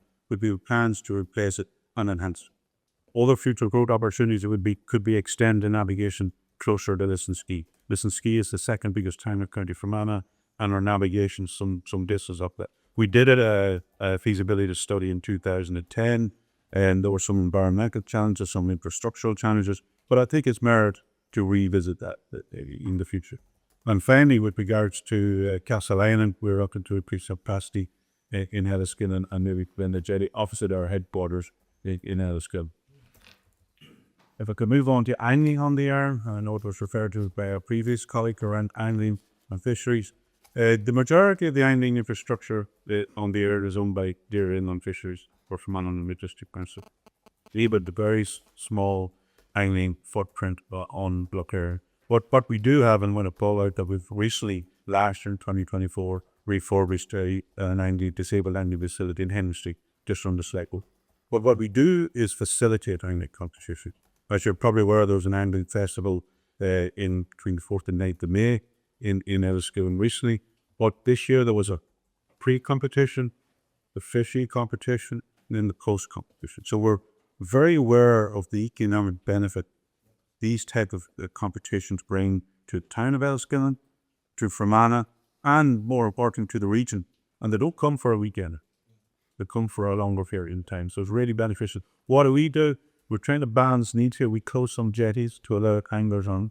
Now, the 4th of the 9th is the bank holiday weekend, so that sometimes causes an issue with our other users, our cruisers. So we try to get the balance right as best we can. But we're really mindful of the benefit that it brings to the region. I'm going to hand over to maybe John Tolan for the next set. Thanks, guys. Afternoon, everyone. I'm going to take you through our tourism strategy and promotion, just to give you a sense of the scale of that, first of all. So the research that John referred to earlier showed that 59% of the adults across the entire island visited at least one of our navigations in the previous 12 months. And that's what generates those hundreds of millions of pounds in value that John referred to. So I'm going to talk to you a little bit about that and what we do to incubate that. But Garret is actually just going to take you through the first slide here. Okay, as I refer to slide number 17. So what are we doing locally? What is the tourism strategy locally with respect to Lough and Bedunk? So in 2023, Mananama District Council established a tourism partnership which works to enhance and strengthen the local tourism product. and it's called the Visitor Experience Development Plan for Fermanagh Lakelands, Oman and Dispersed. And obviously our remit is confined to the waterways of our remit. Lough Erne, small section of the Shannon and Loreley, and the Ulster Canal restoration that I referred to previously. And what is it? It's a roadmap that focuses on regenerative tourism, delivering authentic visitor experiences, benefiting the local communities, which is vitally important, businesses, and the environment. And I know our chief executive has referred to a secret sauce is collaboration. It's one of our values. It was referred to earlier on. You can't do this in isolation. And we have a number of partners from the District Council, Tourism NI, Tourism Ireland, Loughs Ireland, etc., etc. So that's a plan that our future growth opportunities come in. So that's the strategy, and we are delivering on that aspect of the strategy on Lough Erne and all of our navigation. Thanks, Garret. So if we move on to slide 18, I have one slide here just on some of the activity that we do to drive and grow tourism. As John mentioned earlier, in the context of our 10-year plan, we're in the foundational stage. So we're doing things and setting things in motion that we haven't done before. One of those is our first multimedia campaign, so including a TV ad that's almost ready. It's been very scrutinised and tested. It's come out in the top 3% of ads ever tested in any category on the island. So we're very excited about the potential of that. We're also developing a new brand identity for rollout across all navigations. Which sounds a bit jargony. What is that? That's basically a new logo and a livery, very important in the tourism recreation space. Just to give an example, one of the most lauded initiatives in our area on the island in recent times has been the Wild Atlantic Way. One of the things that they attribute their success to is actually the signage along the route. And you'll see it in social media if you spend any time, people posing at the signage along the Wild Atlantic Way, like you do with the Eiffel Tower and so on. We don't see so many posing alongside our signs. So that's something we want to address. We really upgraded our social media activity last year with 74 million impressions. In terms of PR, we have the capacity to generate coverage of over 3 million reach. What does that mean? 2 million eyeballs or eardrums. One of those successes was the launch of phase 2 of the Ulster Canal last year. So when we launch phase 3, we would expect to beat that target significantly to the benefit of Fermanagh in particular. We launched a new website last year, which has won awards across both jurisdictions it operates in. Later this year will be a Guinness World Records attempt. So one of our values is innovation, as John referred to earlier. So this is an example of it in life, trying to bring profile to the benefits of Waterways activity. We have a sustainable development strategy at tender stage at the moment. In very short, that's about ensuring that we put the right amenities in the right locations across our waterways to drive the maximum social, economic and environmental well-being value out of that investment. And then, as Garret said, collaboration is our secret sauce. So across all of these activities, we work with the tourism agencies in both jurisdictions, Tourism Ireland, on multiple VEDPs, with Outdoor Tourism Partnership in Northern Ireland and Waterways Ireland. Just on the right-hand side, then are just some visuals of how some of that activity actually appears to the end user. Or if they're not an end user, it encourages them to become one. I'll move on then to, we've a handful of slides on the visitor experience. So the first thing we're going to talk about is a rather complicated looking slide there, slide 20. It's something we call Net Promoter Score. The point of it is to distill and aggregate a whole set of data into one number that we can use as a sort of a dashboard for how we're doing. So Net Promoter Score basically is of all the people who visited your amenity, how many of them scored it positively, how many of them scored it negatively, and the positives minus the negatives gives you your Net Promoter Score.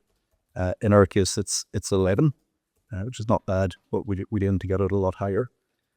The really interesting piece here is of the visitors who came and felt that they didn't have a good experience, and why was that? So 24% of visitors to all of our waterways in the previous 12 months didn't rate the experience very highly, and the top suggestion that they gave to actually improve the experience was water quality.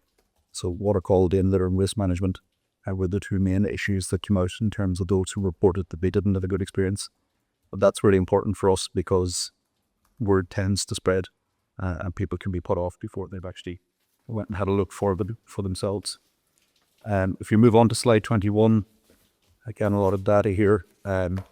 I'll give you a very brief summary of it. So just on the left-hand side, again, we're in the foundational stage of our 10-year plan.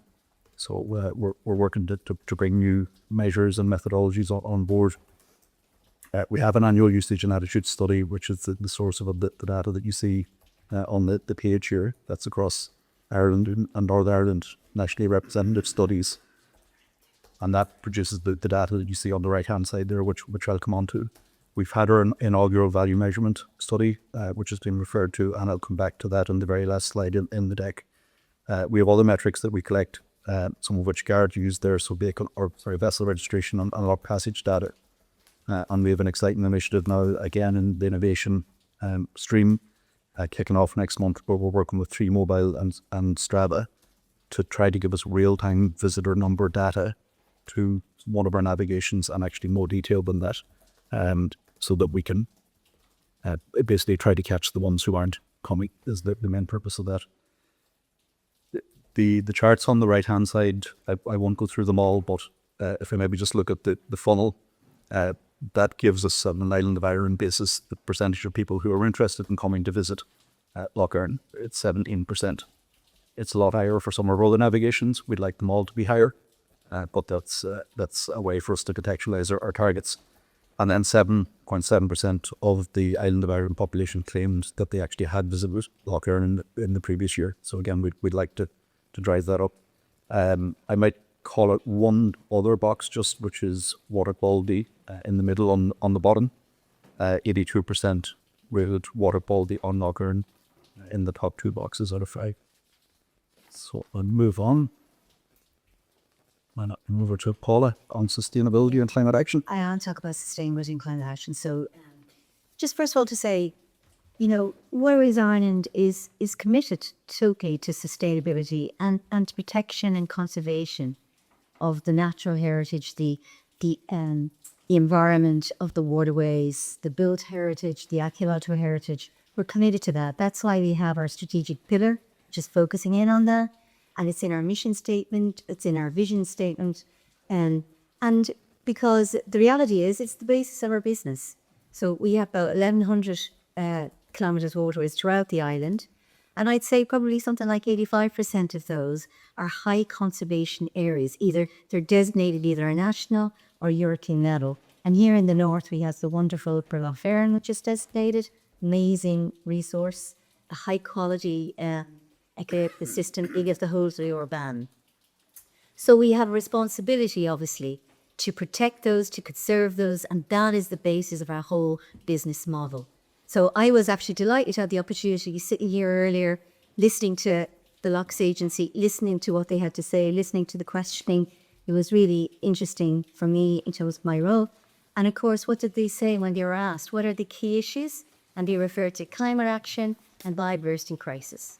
So we're on slide 23.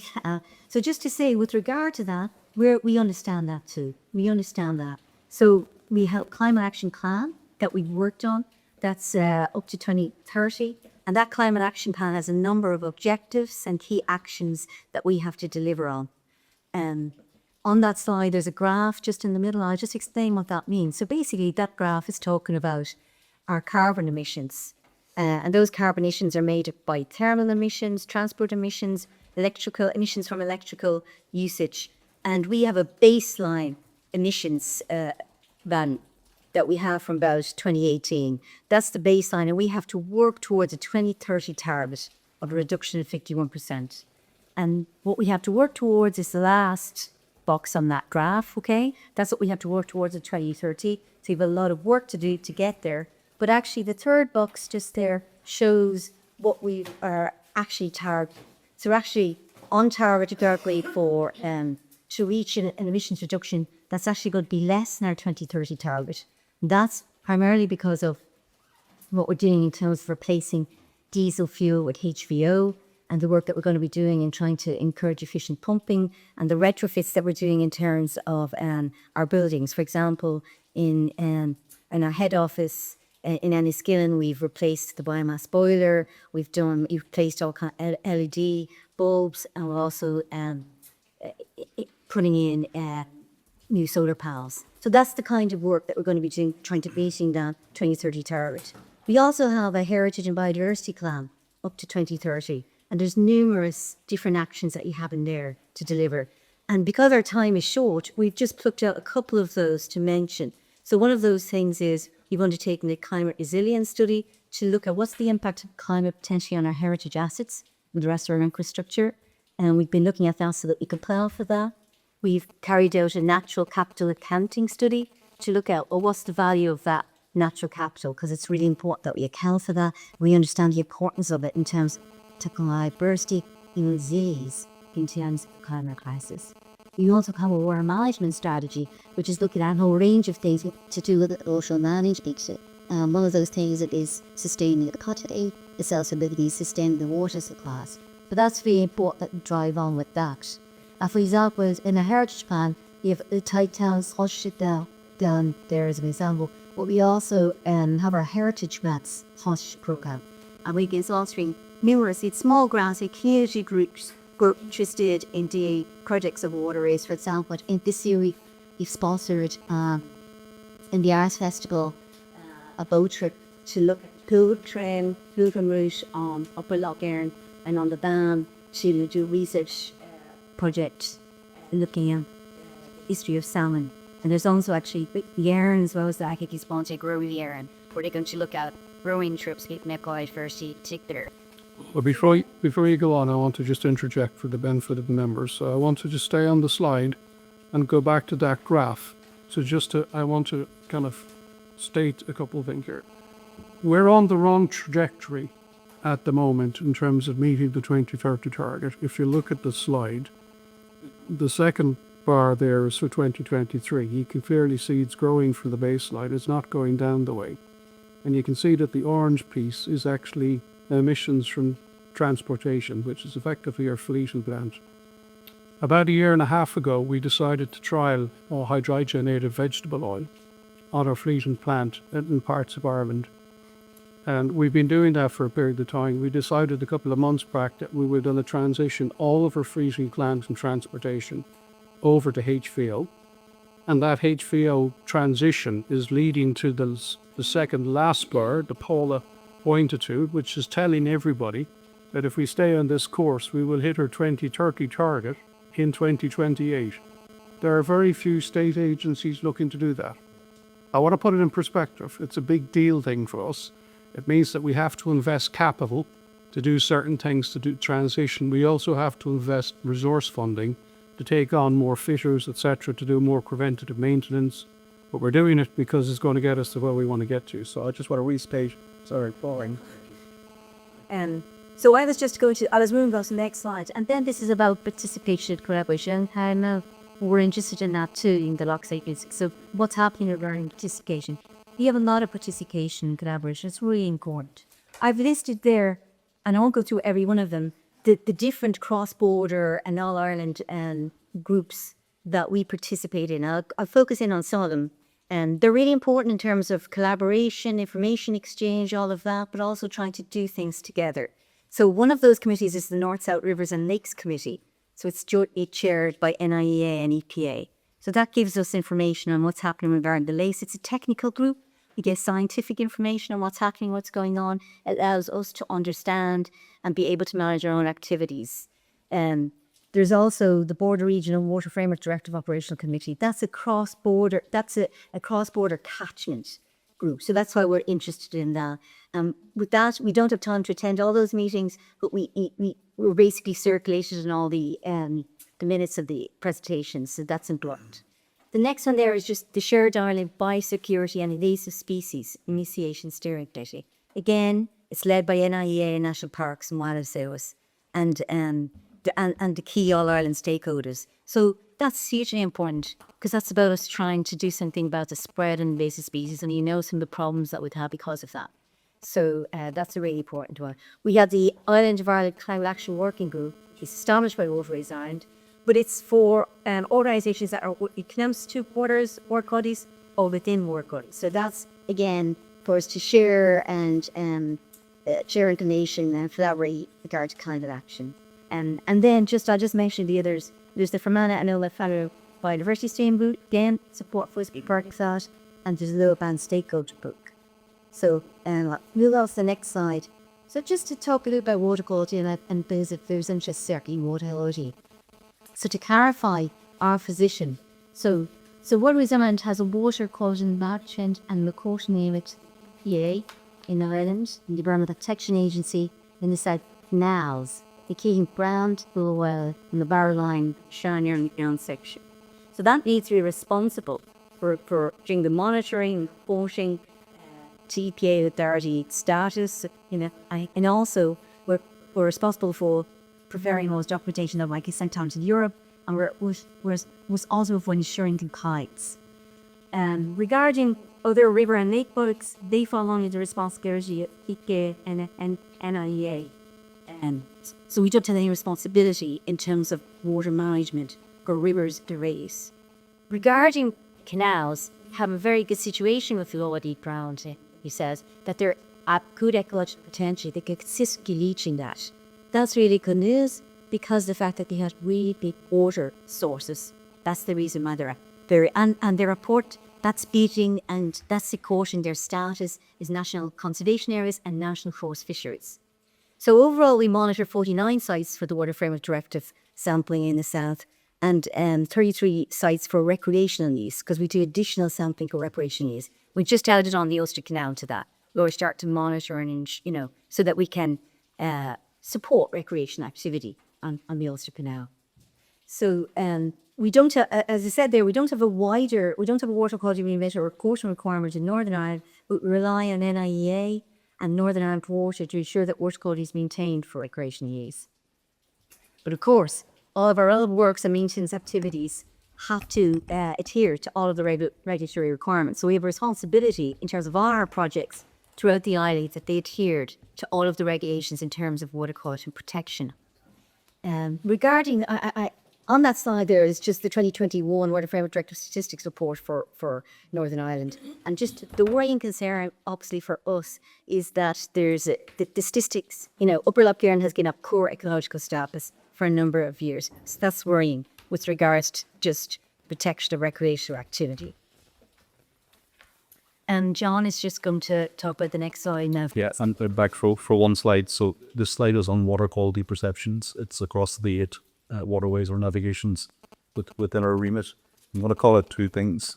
One is the graph on the right-hand side there shows that 68% of people who had actually visited one of our waterways in the previous 12 months reported that their view was that the water quality was good or very good.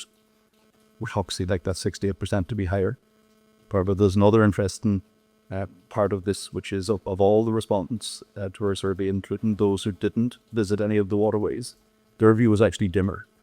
Only 58% of those reported the water quality or their perception of it as being good or very good. So we would like the reality to be better. We're also a vision that in addition to an actual issue, there's a perception issue. Things are maybe worse than they are. Yeah, so, and just to expand on that, obviously, so for example, so why are we concerned? Why water quality is just so important? For so obviously, there's pressures. If we have poor water quality, there's pressures in recreational use of the waterways. So a good example of that, I'm sorry for putting it again, just to give you a sense of this. So there's a water quality issue in the Grand Canal Basin in front of the water course in front of the board gas street, where everybody's to. There are more both these issues in place. Yeah, and it's good. The reason it's poor is it's coming from that, but storm flow overpipe that's coming through the Vista Airs network, and it's pouring mains into the water. And as a result of that, we have no immersive activities there.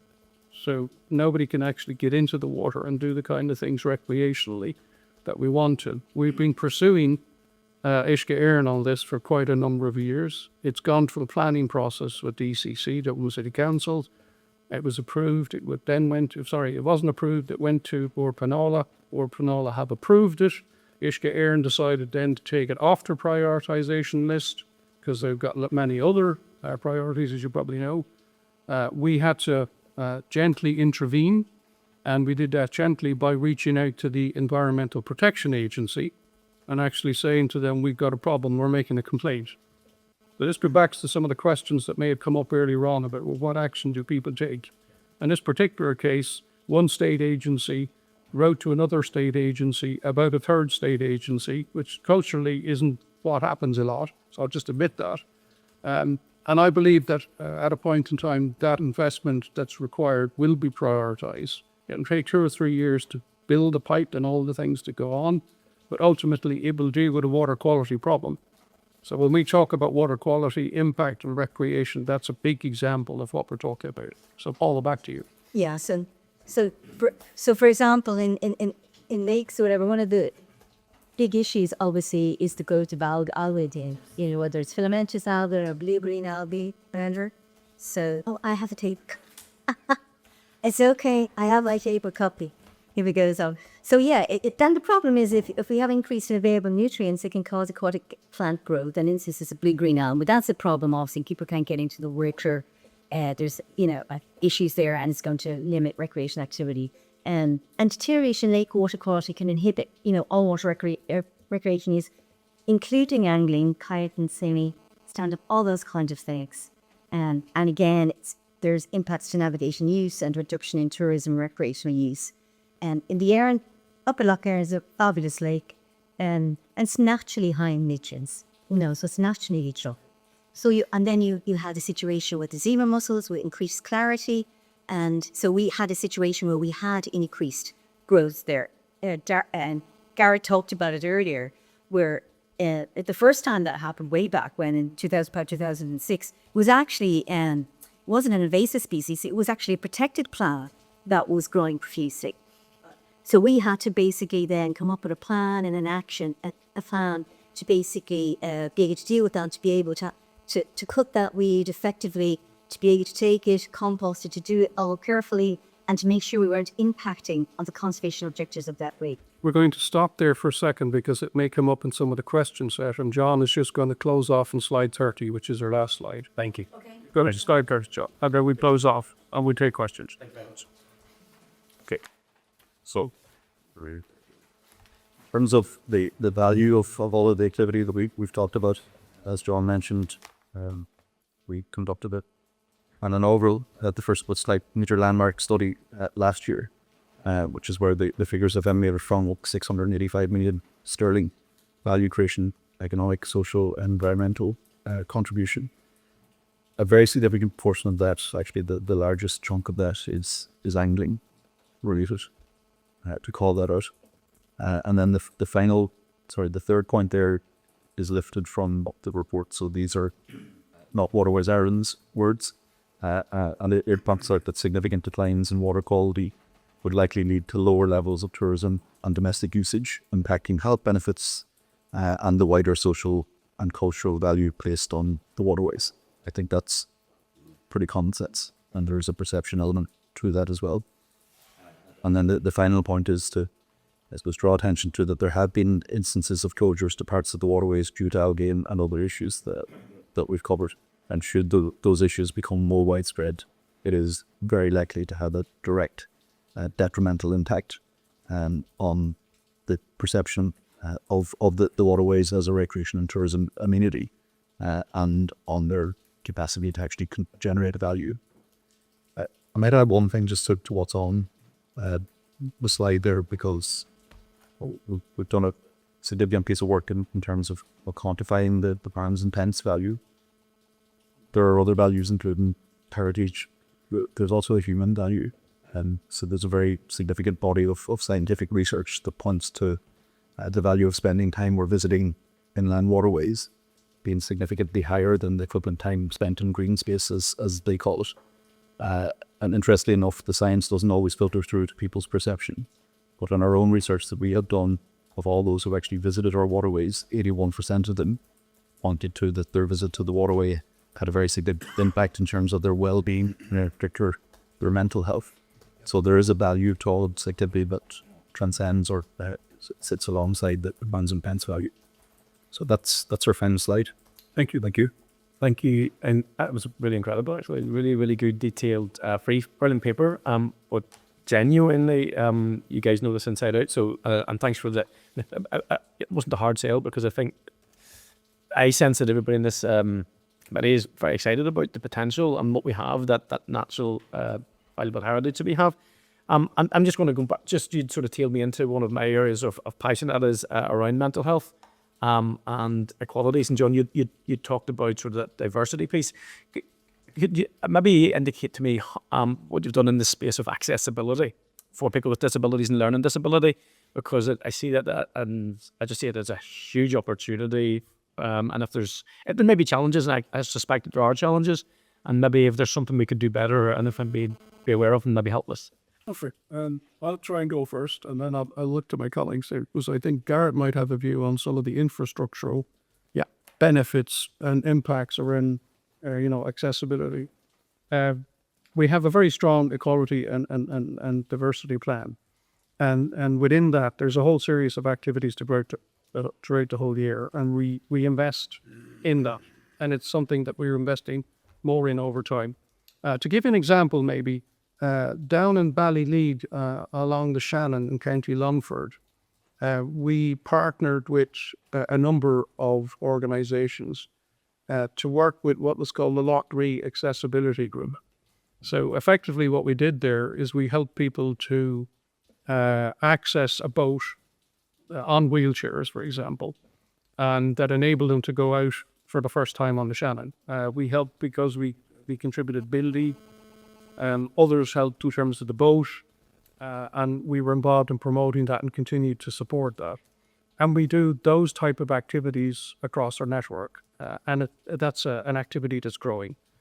On the infrastructure piece, you might just say some words about accessibility, because I know there's something recent here. Well, in terms of the infrastructure and accessibility, we use Access for All guidelines. In terms of our designing a new infrastructure, to go opportunities that I followed out in the presentation, you need to ensure that as many people as possible can access our infrastructure. We'll do it in take a reasonable measure. And an example of that was the island infrastructure to be called out on Henry Street that we put in. So we have a small land and infrastructure there.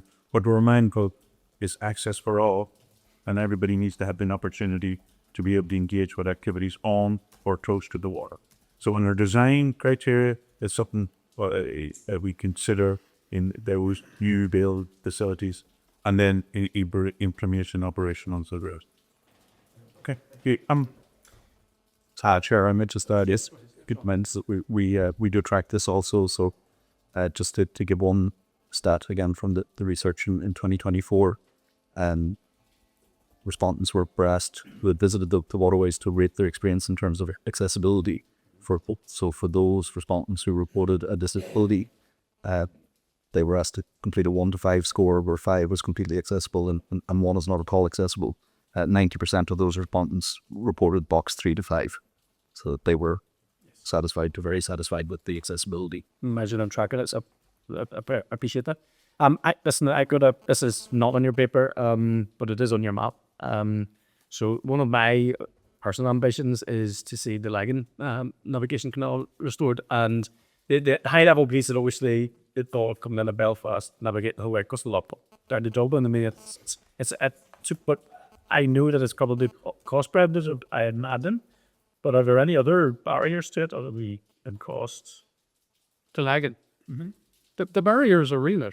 Yeah. So if we be very straight about it, we're remitted to actually do what we do across the navigations that we have. We've said in our long-term plan that we want to grow. It's a growth plan. So growth includes a number of things. We can build capacity within existing pieces. We can add on pieces. If we were approached about a navigation expansion, and if there was support for that through NSMC and sponsored portals, we'd look at that. Our issue actually, Chair, would be what I call due diligence. So what I mean by that is we would be very careful about what we take on. Yeah. I'm full stop with that. But we would be open to it. So due diligence is not just about, does somebody give us the resources? It's about what are we taking on? So that there are many disused navigations in different conditions. Yeah. And, we've looked at some. And, truthfully, there are some that would add to the portfolio and there are some that wouldn't. Yes. So, I mean, that is. I find nice to watch the programs. I love. I have never been on long, but love the thought of that slow, lazy journey. Do we have anybody living? Do we have anybody? We have sites where people then can live in them as opposed to just using them as a tourist. Okay. We have what are called houseboat communities. Yep. And there are more houseboat communities in Ireland than Northern Ireland. I want to say that. Quite a number more. They're predominantly on the canals. So again, if I go back to the Grand Canal Basin, we have a regulated houseboat community there where we've 20 houseboats, a community living there and have been living there for many years. We have a smaller regulated houseboat community in Salins, and we have one in Ciarán Bridge, I think. It all adds up to a small number. It might be 40 or 50. The reality is there may be 150 plus unregulated houseboats along our waterways. It's a very big issue for us. It's a big challenge. It's part and parcel of why we want to have our bylaws on the canals and the Shannon navigation updated. We're in this process. We have a proposal that's sitting with our department and a minister, and we've been in a consultation process for over 2 years. That's one of the big issues, which is around regulation. There are other reasons why we want the bylaws updated, but that's a key one. Houseboat communities outside of Ireland, to a large extent, are very small scale. You may find a houseboat here and there, but it's predominantly an issue on the canals and 1 or 2 locations outside. Thank you so much. Thank you. Chair, almost a similar question to that.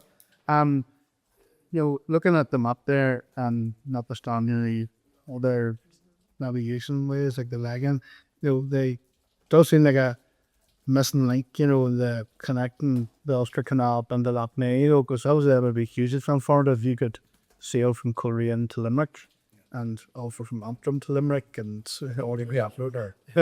So see me.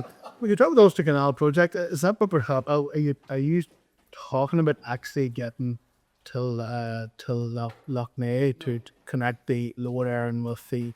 No, I'll answer that directly, just because I think that's a really important question. Our remit enables us to go as far as Clones. Yeah, okay. We don't have a remit to go beyond it. And I want to just put it in perspective. The 14 kilometres from, we call it the Aran system, to Clones, will probably cost of the order of 150 million. Roughly. Possibly a little bit more or a little bit less. I'm just trying to give you a sense of this. On the stretch that we're working at the moment, which is the 10 kilometres, there are 70, how many? 50 landowners. 50 landowners on the land plots of land. 50 landowners and 100 and so many plots of land. The first thing we have to do before we do anything is acquire the land. It's in 2 different jurisdictions. In Northern Ireland, it has to be vested. We don't have vesting powers. We do that through our department, DFI. In Ireland, it's through a compulsory purchase order, unless you can agree things directly with a landowner, which doesn't tend to happen always. So I want to put it in perspective, and we're talking here about 14 kilometres. When we finish at Clones, the distance between Clones and Lough Neagh is in the order of 79 kilometres. So if you just take that 80 number versus 14 or 15 that we're talking about, the land ownership piece, the cost and the time, it's a big, big reach. I'm not going to see it. So I'm trying to be. I see. Yeah, I may see it, but not in the job that I may take. Thank you. By the way, you gave me some comfort there. And myself, I was that. Really wanting. We said it would be absolutely transformative. So like to the whole heart of Ireland to North Society.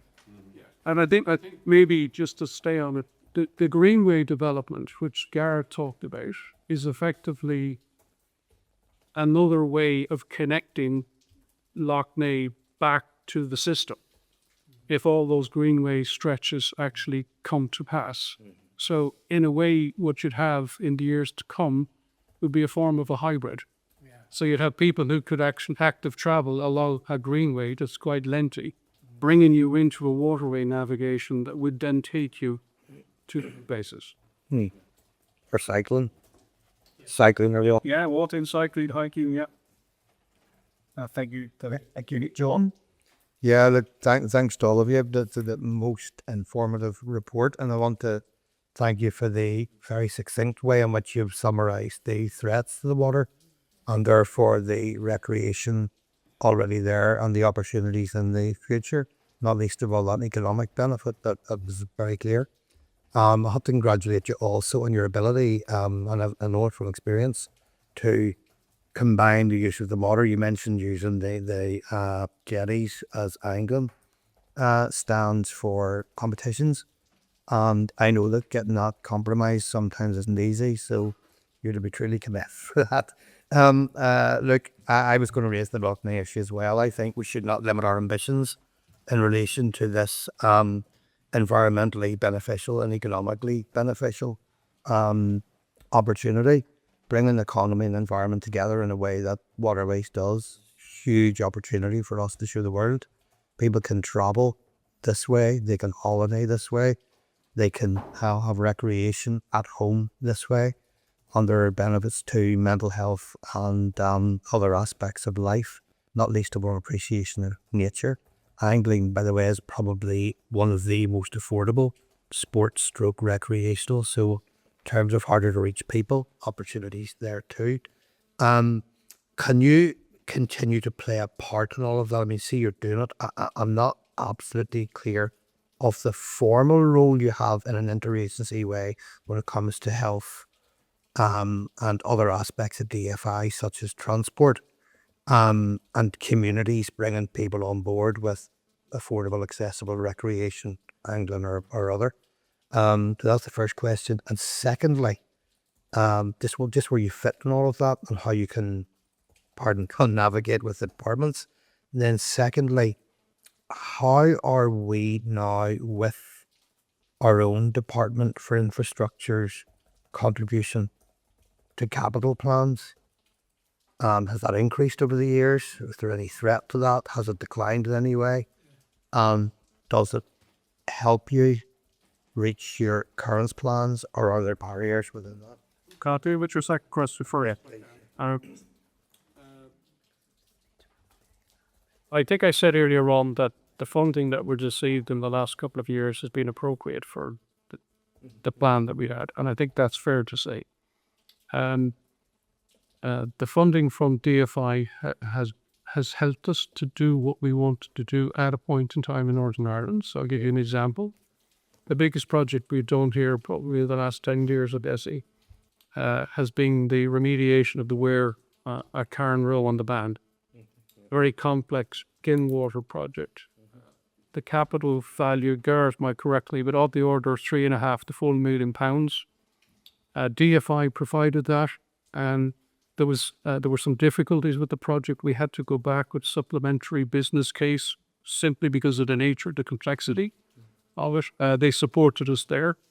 The relationship with the department is strong, and they provide us with the capital that we seek for our plan at a point in time. As we go forward and we look to grow, and go back to Garrett's slide about particular locations that we'd like to have a presence in, the capital call will probably grow. So it won't go down, it'll probably go up. So far, our department has managed to provide the capital that we need. So we don't have, it's important to say, we don't have funding gaps or issues in Northern Ireland with DFI. In Ireland, more capital has been made available over more recent years, and we've been able to use that to do a number of transformative things. So I'll give an example. In Tullamore, we're involved in two things. We're building a new depot, which is going to cost us €6 to €7 million. In that, we will have what I call the Centre of Excellence for craftsmanship work. So we build all the wooden lock gates that you see across, and they come from there. And that's a skill set that Scale Radios. When we build that, and that will be finished early next year, we'll be vacating a site in Tullamore that's right in the middle of the town, and that's going to become an opportunity for urban regeneration. We've got a master plan completed, and we've done all of that on the back of funding that we've been able to get from our department in Dublin. So I actually don't complain to people widely about the absence of funding, because I think that's working for us. My issue, and if I could finish by saying, is there's a difference between what I call incremental funding, like year-to-year funding, versus transformative funding. So to give you an example, our corporate management systems, our finance management systems, our technology has been in place for 25 years. It's gone past its best by sell date. We're now working on, a replacement of that without giving it a name. That's probably 5 or 6 million. That's transformative funding for corporate systems that would have to come from somewhere. The Ulster Canal is a transformative project. Yeah. If we look at places like Dublin, which has lots of our assets, so we've got 2 canals, 2 greenways and property assets, it's underinvested for many years. That's a place that requires transformative funding at a level above the normative funding. I think that's the point I'll be trying to get across. But that's your second question. Sorry it took so long. On the first one, I would say the following. We're a little surprised ourselves internally that in the segmentation of the value generation, so much of it is derived from angling. And we don't feel that we're doing enough for that segment. And it is one of the takeout points from the study that we've taken with us that we want to actually work on. Okay. I just want to say that out way. I think that we should, as a committee, look at and for future use, because we've done some consideration of the angling product, which clearly has so very significant. I'll repeat it if you wish. And the generation of value from angling is greater than we had anticipated in the study that we've done, and we feel that there's more that we could do to contribute to that, to continue to grow it, than we've done historically. And we internally will have our own facilitation of that strategic piece of work. We kind of go, okay, what do we need to put in place to make that happen? And then happy to say that hopefully, because it is something that's on our agenda at this stage. Okay. The 85, very finally, the 85%, 15% south-north split, is that fixed or has that changed over the years? It's fixed from the day dot. Okay. Yeah. Okay. Not proportionate to the population? No, it's not linked at all. It's linked to the very specific piece about distribution of kilometres, miles of waterways. Oh, waterways, okay. Yeah. So it's that too. That's exactly what it is. Okay. Thank you. Thank you. And that's us. No, thank you so much. Again, apologies for the time. And I might have seemed a bit rushed or in the end. But do you have a time constraint? We've got that bit of business to finish and then to be somewhere else in for a minute. That's why not too long from now. So genuinely, thank you so much. A really exciting piece of work. Huge potential to be all agree, I'm sure. And sharing mutual interest. So thank you so much and safe journeys. Great. Bush, sorry. Members, just to update you, the LTM we discussed earlier on has been led. So going to stay in the same lane that we're in, and Vidala's going to chase up the official for a briefing for us, if that's all right. So just mindful that might come through for us, okay? Okay, members, we're going to look at agenda 88. Very quickly, the fund list nature regulations. Refer to page 387, 400 your pack for the SL5 letter, the SR and explanatory memorandum. Members received an oral briefing in the SL1 at our meeting on 20th of May and heard that the department intends to make the SR to provide with the legal forest to implement a farm with nature transition scheme to provide a package of support to farmers to increase the extent of habitats across farmland in Northern Ireland. We also heard that the scheme provides for payments to be made by DARE to eligible farm businesses in relation to undertaking specific environmental actions. The department states that there have been no changes to the SR since the SL1 was submitted to the committee. The SR will be led before the Assembly under the negative resolution procedure and is subject to executive approval. It's anticipated that it will come into operation on the 19th of June. Members, we agreed that the department proceeds to make the SR, so I will now put the question on the SR. That the Committee for Agriculture, Environment and Rural Affairs has considered SR 2025-101, the Farming with Nature Scheme Regulations done in 2025. It has no objections to the rules subject to the report on the examiner of statutory rules. Yep. Thank you, members. Agenda 9 is the SR 2025-000, the Environmental Protection Disposal of Polychlorinated Biphenyls and Other Dangerous Substances Amendment Regulations done in 2025. So on pages 402, 412 of your pack for the SL5 letter, the SR and explanatory memorandum. We received an oral briefing on the SL1 at 8 meeting on 8th of May. Heard that the department intend to make the SR for the implementation of the environments of the said scheme. Members of the SR will be led before the Assembly under the draft affirmative procedure and is subject to executive approval. Department of State, there's been no changes to SR since the SL1 was submitted to the committee, and the ESR has not drawn any special attention in her 41st report. The procedure is draft affirmative. There will be a debate in the plenary. Are you content that the committee supports the SR as drafted in the debate? Get that, thank you. Okay, members, agenda item 10 is the SR 2025-102, Scallop Enhancement, Sites Prohibited, Methods of Fishing, Regulations, pages 414 to 419 of the pack for the SR and explanatory memorandum. We received no briefing on the 22nd of May. Heard the department intend to make the SR prohibit fishing for sea fish by commercial mobile fishing gear and diving for scallops in our 4 sites in Northern Ireland zones. These have been established as scallop reseeding sites. Members of the Department of State, there's been no change to the SR or the SL1 submitted to the committee. The SR will be laid before the Assembly on negative resolution. Subject to executive approval, it's anticipated to come to operation on the 1st of July. We agreed at our meeting the 21st of May. The department proceeds to make the SR, so I'll now put the question on the SR. That the Committee for Agriculture, Environment and Rural Affairs considered SR 2025-102, the Scallop Enhancement Site Prohibited, Methods of Fishing Amendment Regulation on 2025, and has no objection to the rule subject to the report of the General Statutory Rules. Are you content? Yep. Thank you, members. Okay, there is a series of correspondence there. I'm just going to look at one of them and then ask if you're content to note the rest. At 11.2 and pages 423 to 425, your packed correspondence from the President of the Northern Ireland Veterinary Association. The association has written to the chair of the UK Government Veterinary Medicines Working Group outlining their concerns about the supply of veterinary medicines to Northern Ireland from the end of the grace period on 31st of December 2025. There's been little significant progress in securing the current and future supply of veterinary medicines to Northern Ireland. Significant, I have spoken to the Secretary of State in my own capacity with concerns around that, not as chair of this committee. Are any comments? Are you content to note that? Okay, members, thank you.